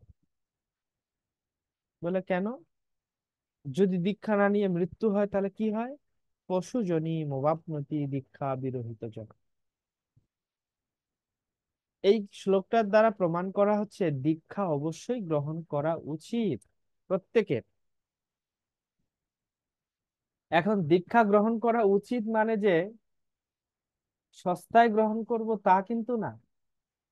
যেমন একটা অভিজ্ঞ কৃষক কি করে, একটা অভিজ্ঞ কৃষক তিনি চিন্তা করে যে আমি বীজ বপন করতে হবে খুব তাড়াতাড়ি, বীজ বপন করাটা খুব জরুরি, কারণ ফসল হতে গেলে বীজ বপন করতেই হবে। কিন্তু বীজ বপন করাটা যেমন জরুরি, মাটিটা প্রস্তুত করাটাও কিন্তু তেমনই জরুরি। ধরুন মরুভূমি, একেবারে খা খা রোদে ফেটে আছে, চৌচির হয়ে গেছে মাটি। ওই মাটিতে যদি আপনি শস্য অর্পণ করেন, তাহলে কি আপনার অঙ্কুর উদ্গম হবে? তাহলে গজাবে সেগুলো? গজাবে না, ধানও হবে না, চালও হবে না, কিছুই হবে না। তাহলে ধানগুলো ছেটানো যেমন দরকার, শস্য ছিটানো যেমন দরকার, তেমনি আহ, মাটিটাকে কর্ষণ করাটাও তো দরকার না? তা দীক্ষারূপী বীজ গ্রহণ করা যেমন প্রয়োজন, তেমনি নিজেকে প্রস্তুত করাটাও কিন্তু প্রয়োজন। আমি নিজেকে প্রস্তুত করলাম না, ভালো বীজ এনে রোপণ করলাম, তাহলে কিন্তু হবে না। অনেক দামি বীজ এনেছেন বাজার থেকে, কিন্তু মাটিটা প্রস্তুত না করে আপনি দিয়ে দিয়েছেন, হবে? হবে না। তাই দুটো জিনিসের সমন্বয়ে একটা ভালো ফসল আশা করা যায়। মাটিটাও ভালো প্রস্তুত উর্বর করা হবে, ভালো বীজটাও অর্পণ করা হবে। তো কৃষ্ণ ভাবনামৃতের কাছ থেকে, ইসকনের গুরুদেবের কাছ থেকে আপনি দীক্ষা নেবেন, সেটা তো আপনার ভালো জিনিস, কিন্তু তার সাথে আপনার এই দেহরূপী মাটিটা বা ভূমিটাকেও কর্ষণ করতে হবে, প্রস্তুতকরণ করতে হবে। যদি আপনি পূর্ণরূপে প্রস্তুত করতে পারেন, তাহলে দুটোর সমন্বয়ে কৃষ্ণ প্রেম ভক্তিরূপী ফসল আপনার লাভ হবে। তাই দীক্ষা নেওয়ার জন্য খুব উদ্গ্রীব হওয়া উচিত। প্রত্যেকেরই দীক্ষার ব্যাপারে চাহিদা করা উচিত, কিন্তু চাহিদা করা উচিত মানে এটা নয় অপ্রস্তুত অবস্থায় নেবেন। তার মানে প্রস্তুতিটা কমপ্লিট করার জন্য তাড়াহুড়া করা উচিত। আমার কি প্রস্তুতি ঠিক আছে? বারবার জিজ্ঞেস করা উচিত সিনিয়র ভক্তদেরকে, প্রভু এই দেখুন আমি এইভাবে প্রস্তুতি নিয়েছি, আর কি কি আমার প্রস্তুতির বাকি আছে? আপনি বলুন, প্রভু আমি প্রতিদিন প্রস্তুতি নেব, যতটা নিজেকে প্রস্তুত করা যায় আমি চেষ্টা করব। হ্যাঁ, যতই কর্ষণ করবেন, যতই ভূমিটা উর্বর হবে, যত উর্বর হবে তত লাভ আপনার, তত বেশি আপনি ফসল লাভ করবেন, তাই না? তো এইভাবে নিজেকে প্রস্তুত করতে হবে আমাদেরকে দীক্ষা নেবার জন্য। আচ্ছা, দীক্ষা শব্দের অর্থটা কি? দি শব্দের অর্থ দিব্য জ্ঞান, আর ইক্ষা শব্দের অর্থ হচ্ছে ইক্ষণ করা, মানে দেখা। তাহলে যখন আমরা আহ দিব্য জ্ঞান আমরা লাভ করি, সেটাই হচ্ছে দীক্ষা। তো দিব্য জ্ঞানটা কি? দিব্য জ্ঞান কাকে বলে? দিব্য জ্ঞানটা শর্টকাট যদি আমরা বলি, সমস্ত শাস্ত্রের মূল যেটা দিব্য জ্ঞান, সেটার শর্টকাট রূপ হচ্ছে এই, যে কৃষ্ণই হচ্ছেন পরম তত্ত্ব, এর থেকে শ্রেষ্ঠ আর কোনো তত্ত্ব নেই, এটি নিশ্চিত রূপে জানা। এবং সেই কৃষ্ণের সাথে আমার রিলেশন বা সম্বন্ধ হচ্ছে, তিনি আমার নিত্য প্রভু, আমি তার নিত্য সেবক। এটা আমাদের একটা অনির্বচনীয় মানে এটা একটা তার সাথে আমার মানে নিত্য সম্পর্ক, যে সম্পর্ক কোনোদিন ছিন্ন হবে না।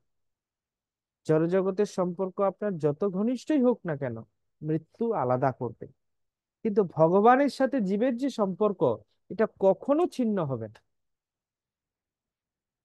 তাই এই সম্বন্ধটা যে বুঝে যে কৃষ্ণ আমার নিত্য প্রভু, আমি তার নিত্য দাস, এটা দিব্যজ্ঞ। এরপরে আচ্ছা বুঝলাম কৃষ্ণ আমার নিত্য প্রভু, আমি তার নিত্য দাস, তাহলে এখন কৃষ্ণের সেবা করাই আমার একমাত্র ধর্ম, অর্থাৎ কৃষ্ণ ভজনই হচ্ছে আমার একমাত্র কর্ম। এছাড়া আমার আর কোনো কর্তব্য নেই, এছাড়া আমার আর কোনো কর্ম নাই। এই বিষয়টা যারা যথাযথ রূপে জানে তাদের দিব্য জ্ঞান হয়েছে। তো এই তথ্যটা যারা উপলব্ধি করতে পারে তাদের অবশ্যই দিব্য জ্ঞান। তো সেই জন্য দিব্য জ্ঞান বলতে এটাই বোঝায়। তো সেই জন্য আমাদের দীক্ষা নেওয়ার আগেই দিব্য জ্ঞান হওয়া দরকার। এই জন্যই দীক্ষার কালে প্রশ্ন করা হয়, আচ্ছা কৃষ্ণ যে ভগবান তার প্রমাণ কি বলুন। তখন আপনি প্রমাণ দেন। এই দেহ আত্মা পার্থক্য বলুন, এই আত্মা কার অংশ বলুন। এই প্রশ্নগুলো করা হয়। গুরুদেবের সাথে আপনার সম্পর্কটা কি বলুন। এই প্রশ্নগুলোর মাধ্যমে কিন্তু মূলত ওই দিব্য জ্ঞানটাই আহরণ করা হয় যে আপনার কি কিছু হয়েছে, কমপ্লিট হয়েছে এই ব্যাপারগুলো। আপনি কি এটা শিওর যে কৃষ্ণ ছাড়া এর থেকে আর শ্রেষ্ঠ কিছুই হতে পারে না? এই জায়গাটা কি আপনার শিওর? যখন দেখা যায় হ্যাঁ এগুলো সব কমপ্লিট, তখন নিশ্চিত রূপে তাকে দীক্ষা প্রদান করা হয়। তো সেই জন্য আহ আমি যদিও মূলত মায়াপুর ইনস্টিটিউট অফ হায়ার এডুকেশনের শিক্ষক, এটাই আমি 13 সাল থেকে করে আসছি, কিন্তু হঠাৎ করে গত বছর আমাকে ঢাকা এবং ময়মনসিংহ বিভাগের দীক্ষা কমিটির পরিচালক হিসেবে দায়িত্ব দেওয়া হয়েছে। তো সেই জন্য আমার এটা একটু বিশেষ স্বনির্বন্ধ অনুরোধ আপনাদের কাছে যে আপনারা দীক্ষার জন্য যথেষ্ট আহ, আপনারা প্রস্তুতি গ্রহণ করুন। প্রস্তুতিতে যেন কোনো কমতি না থাকে। হ্যাঁ, এখন প্রস্তুতিতে কমতি আছে কি না এটা আমি কি করে বুঝবো? নিজে নিজে তো নিজের কমতি ধরা যায় না, বোঝা যায় না। এই জন্য অন্য কোনো সিনিয়র ভক্তকে গিয়ে দেখাতে হবে যে প্রভু আমি এই এই প্রস্তুতি নিয়েছি, আর কি প্রস্তুতির আমার বাকি আছে। এবং আমাদের এই গ্রুপের মধ্যে প্রস্তুতি কি কি নেবেন তার একটা সংক্ষিপ্ত রূপ আপনাদেরকে শেয়ার করা হবে। ওই দেখে দেখে আপনারা প্রতিদিন দীক্ষার জন্য প্রস্তুতি নিন। এবং আমার দায়িত্বটাই হচ্ছে এটা, যে প্রত্যেকটা ভক্ত যেন দীক্ষার জন্য পূর্ণ প্রস্তুতি নিতে পারে। হুম, এটা সেবা করা। তো এখন আমরা চেষ্টা করছি কিভাবে প্রস্তুতিগুলো দেওয়া যায়। তো প্রস্তুতিগুলো দেওয়ার জন্য আমরা প্রচারকদের কাছে আহ্বান জানিয়েছি তারা যেন প্রত্যেক ভক্তকে যথাযথ রূপে প্রস্তুত করেন। অনেক ক্ষেত্রে দেখা যায় উনাকে আমি মানি, উনি আমার শিক্ষাগুরু, কিন্তু আসলে উনি আমাকে প্রস্তুতিগুলো দেন না।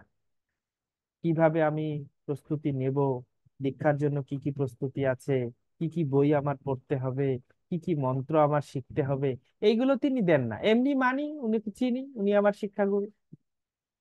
কিন্তু উভয় বোঝা উচিত, যিনি শিক্ষাগুরু তারও বোঝা উচিত যে আমি যেহেতু তার দায়িত্ব নিয়েছি শিক্ষাগুরু, তাহলে আমার কিছু তাকে শেখানো দরকার। আর যিনি শিক্ষা ছাত্র বা শিষ্য তারও বোঝা উচিত যে ওনাকে যেহেতু আমি শিক্ষাগুরু মনে করি, তত্ত্বাবধায়ক মনে করি, তা ওনার কাছ থেকে আমার শিখে নিতে হবে, আদায় করে নিতে হবে। না কাঁদলে বলে মা জননী যিনি স্নেহময়ী, তিনিও নাকি দুগ্ধ প্রদান করে না সন্তানকে। বাচ্চারা যখন কান্না করে তখন মা বুঝতে পারে ও তার ক্ষুধা লেগেছে, এখন তাকে দিতে হবে। তা ঠিক তেমনি আপনাদের শিক্ষা গুরুদের কাছ থেকে কি কি দীক্ষার প্রস্তুতি আছে, কিভাবে প্রস্তুতি নেবেন, এগুলো আদায় করে নেবেন। আদায় করে নেবেন, আদায় মানে এরকম উদ্ভট টাইপের অসম্মান ভাবে নয়, সম্মানিত ভাবে যে প্রভু দয়া করে আমাকে এগুলো একটু শিখিয়ে নিন, এই বিষয়টা একটু বুঝিয়ে নিন। কারণ এইভাবে যদি আমরা প্রত্যেকে সচেতন হই, তাহলে এই দীক্ষা নিতে এসে কেউ ঘুরে যায় না। আমরা কি দেখি কাদেরকে ঘুরিয়ে দিতে হয়? গুরুমাস বলছেন যারা ভাগবত প্রথম স্কন্ধ পড়বে না, গীতা 2 বার পড়বে না, তাদেরকে দেবে না। এখানে এসে দেখা যাচ্ছে গীতাটা পড়েছে, ভাগবতটা পড়েনি। আচ্ছা গীতা পড়েছে, ভাগবত পড়েছে, ভক্তি রসামৃত সিন্ধুটা পড়েনি। তখন গুরুদেবের কথা অনুসারে তো তাকে দেয়া হয় না, কারণ গুরুদেবের যে কটা গ্রন্থ পড়তে বলেছেন সেই কটা গ্রন্থ না পড়ে কাউকে দেওয়া হয় না। এখন সেই বেচারারও দোষ নেই, সে বেচারা বলছে প্রভু আমি তো জানতামই না যে এই গ্রন্থটা পড়তে হবে, যদি জানতাম তাহলে এই গ্রন্থটা পড়ে আসা তো কোনো ব্যাপার ছিল না আমার। তাহলে এইখানে সমস্যাটা কি? সমস্যাটা হচ্ছে উনি আগের থেকে জিজ্ঞাসা করেন নাই যে আমার কি কি গ্রন্থ পড়তে হবে। আর তার যারা শিক্ষাগুরু তারাও আগের থেকে তাকে প্রস্তুতি দেয় নাই যে তোমার কি কি শিখতে হবে। তাহলে এই যে ল্যাকিংসটা, এটা এসে কোথায় এসে দাঁড়াচ্ছে? দীক্ষার পরিস্থিতির এসে দাঁড়াচ্ছে। আর দীক্ষার পরিস্থিতির ওইখানে যখন দাঁড়াচ্ছে, এটা কিন্তু ঠিক। আমার খুবই কষ্ট হয় একজন দীক্ষার্থীকে যদি দীক্ষার নিতে এসে ফেরত দিতে হয়, এটা কিন্তু খুবই কষ্টকর, ঠিক না? কিন্তু গুরুদেবের নির্দেশের বাইরে তো কেউ না। গুরুদেব বলেছেন এইটা ছাড়া হবে না, তাহলে ওই নির্দেশের উপরে তো কেউ না। এই নির্দেশের উপরে কেউ যেতে পারবে? কেউ যেতে পারবে না। তো সেই জন্য আমি আপনাদের আবারও স্বনির্বন্ধ অনুরোধ জানাই, আপনারা যেহেতু এই কোর্স করছেন, তার মানে আপনারা আগামীতে কেউ দীক্ষার জন্য প্রস্তুতি নেবেন, কেউ হয়তো যারা সিনিয়র আছেন ব্রাহ্মণ দীক্ষার জন্য প্রস্তুতি নেবেন জন্য কোর্স করছেন। যেই দীক্ষার জন্য প্রস্তুতি নিন না কেন, আপনি যথেষ্ট পরিমাণে অনুসন্ধিৎসু হন, জিজ্ঞাসু হন, কি শিখতে হবে, কি জানতে হবে। অনেকের প্রশ্ন থাকে, প্রভু আমরা তো পড়াশোনা জানি না, তাহলে আমরা কি করব? পড়াশোনা জানেন না, ঠিক আছে, আপনারা নিয়মিত যে আমাদের মহারাজগণ ভাগবত বক্তৃতা করেন সেগুলো আপনারা মোবাইলের মাধ্যমে শুনুন, আর প্রয়োজনীয় মন্ত্রাবলীগুলো শিখে নিন। বলে কি করে শিখবো? হ্যাঁ, এটা ঠিক, পড়াশোনা না জানলেও কিন্তু অনেক মন্ত্র শেখা যায়, শুধু আপনার একটু সদিচ্ছা দরকার। আপনার একটু সদিচ্ছা দরকার। একবার পরমারাধ্য গুরু মহারাজকে একজন ভক্ত, মানে কথোপকথন হয়েছিল যে গুরু মহারাজ এ তো পড়াশোনা জানে না, বৃদ্ধ লোক, কিছুই বলতে পারে না। তখন গুরু মহারাজ এত দয়ালু, তিনি বলেছিলেন যে তোমরা এক কাজ করো, ও গ্রামের মায়েরা যে গান করে না, তারা তো গ্রামের গানগুলো তো জানে, জানে না? হ্যাঁ, তারা তো গুনগুন করে গান। তো তাদেরকে এই আমার প্রণাম মন্ত্র বা এই যা কিছু দরকার এগুলো গানের মতো করে শেখাও। মন্ত্রের মতো করে শিখালে তারা পারবে না, তোমরা গানের মতো শেখাও। আপনারা দেখবেন শ্রীশ্রীমৎ জয়প্রকাশ স্বামী গুরু মহারাজ, উনি যখন মঙ্গলাচরণ করে উনি যখন পাঠ শুরু করবেন, উনি দেখবেন উনি কিন্তু ওই আহ, মন্ত্রের মতো এই প্রভুপাদ প্রণাম বলে না। আমরা যেরকম নমো বিষ্ণু পাদায় কৃষ্ণ পৃষ্ঠায় ভূতলে, এরকম কিন্তু না। উনারটা হচ্ছে নমঃ বিষ্ণু পাদায় কৃষ্ণ পৃষ্ঠায় ভূতলে শ্রীমতে ভক্তি বেদান্ত স্বামী নীতি নামিনে। উনি স্টাইলে করেন কেন? গানের আকারে হলে সবাই শিখতে পারবে। হ্যাঁ, ছোট এবং গানের আকারে। গুরু মহারাজ হচ্ছে নগর গ্রাম তারই নেই, মানে উনি গ্রামীণ যে লোক সাধারণ মায়েরা আছে তারাও যেন করতে পারে। শুধু আমাদের একটু অধ্যবসায় সদিচ্ছা থাকলে এগুলো কোনো ব্যাপারই না। কিন্তু আপনার ঐকান্তিকতা থাকতে হবে। যাই হোক, এই দীক্ষা ব্যাপারে এই ব্যাপারটা খুব গুরুত্বপূর্ণ, প্রস্তুতির প্রসঙ্গটা। কারণ প্রস্তুতি না নিয়ে যদি আপনি দীক্ষা নেন তাহলে ওই ব্যক্তির মতো আচরণ হবে মরুভূমিতে ভালো বীজ অর্পণ করে দেওয়া, লাগানো, মরুভূমিতে গাছ লাগানোর মতো হবে, কাজ হবে না। তাই আপনি চান না নিশ্চয়ই যে আপনার দীক্ষা নাম চেঞ্জ হোক কিন্তু দীক্ষাটা ব্যর্থ যাক, নিশ্চয়ই চান না। আপনি চান দীক্ষার ফলে আপনার সত্যিকারের পারমার্থিক কল্যাণ হোক। সেই জন্য যথেষ্ট পরিমাণ প্রস্তুতি নিতে হবে। তো সাধারণ প্রস্তুতির প্রসঙ্গটা আমরা এই গ্রুপে শেয়ার করব, আপনারা ওখান থেকে ডাউনলোড করে রেখে দিবেন, মাঝে মাঝে দেখে দেখে প্রস্তুতি নেবেন। ওকে, আমি আজকে আর কথা বেশি বাড়াবো না। আমি 3টি সাবজেক্ট আলোচনা করেছি। গুরুতত্ত্ব, গুরুতত্ত্ব আমি চারটাই মূলত সাবজেক্ট। একটা হচ্ছে এই কোর্সের মূল লক্ষ্য কি, মূল উদ্দেশ্য কি। দ্বিতীয় হচ্ছে গুরুতত্ত্ব, তৃতীয় হচ্ছে গুরুর প্রকারভেদ, চতুর্থ হচ্ছে আহ, দীক্ষার গুরুত্ব। এই চারটা বিষয় আলোচনা করলাম। এবার যদি আপনাদের কোনো প্রশ্ন থাকে বলতে পারেন। আমরা 10 মিনিট প্রশ্ন উত্তর করে শেষ করব। আমরা প্রত্যেকদিন টাইমলি ক্লাস শুরু করব, টাইমলি ক্লাস শেষ করব, কারণ অনেকের অফিস ডে থাকে। 8টার সময় ক্লাসটা যথাসময় শেষ করলে আমরা অফিসেও যেতে পারি। অফিসে যেতে আমাদের সুবিধা হবে। অনেকে স্কুল থাকতে পারে, কলেজ থাকতে পারে। হ্যাঁ, কোনো প্রশ্ন? আমরা আজকে যা যা আলোচনা করলাম বা যা আলোচনা করিনি, যে কোনো প্রশ্ন আপনি করতে পারেন। যদি কোনো প্রশ্ন থাকে বলুন।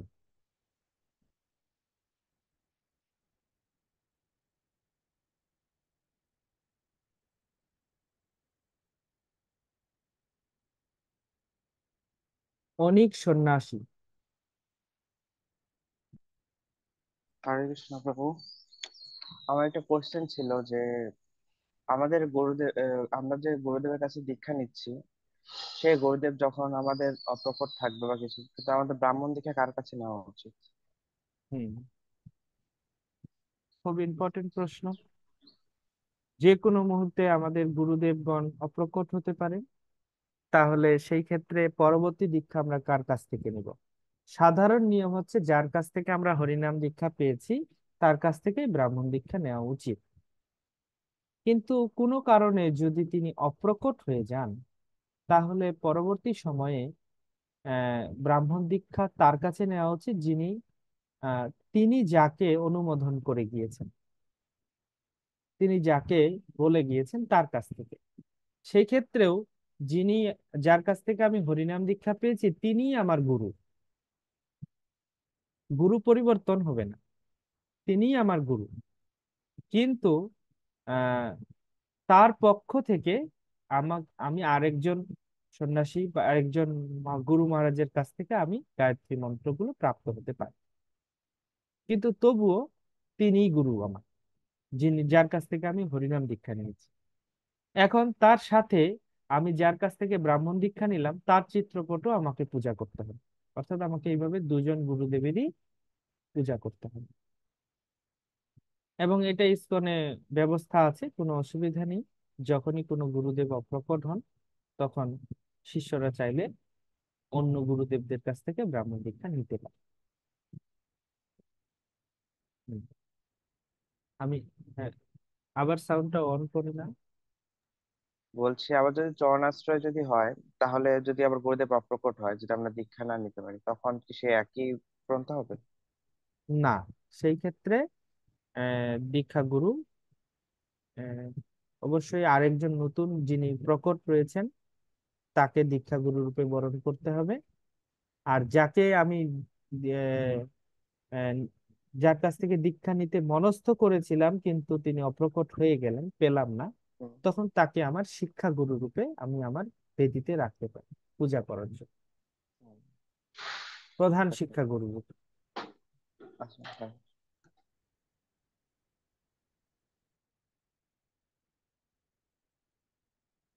আর কোনো প্রশ্ন?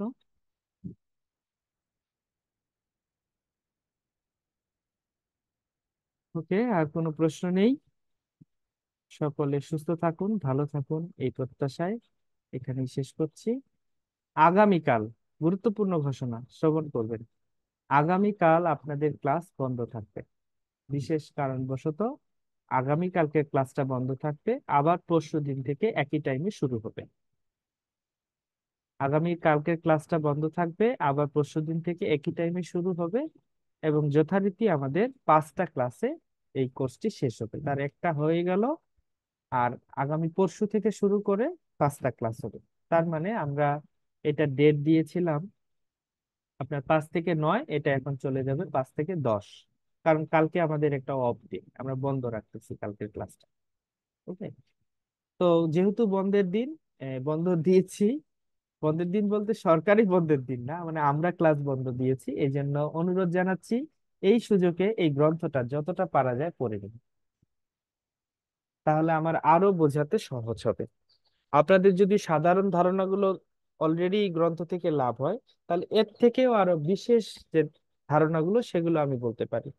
কিন্তু যদি দেখা যাচ্ছে আপনারা সাধারণ ধারণাই প্রাপ্ত হন নাই, তাহলে সাধারণ ধারণাগুলোই আমাকে উপস্থাপন করতে সময় শেষ, তখন আমি আর বিশেষ ধারণাগুলোকে উপস্থাপন করতেই পারবো।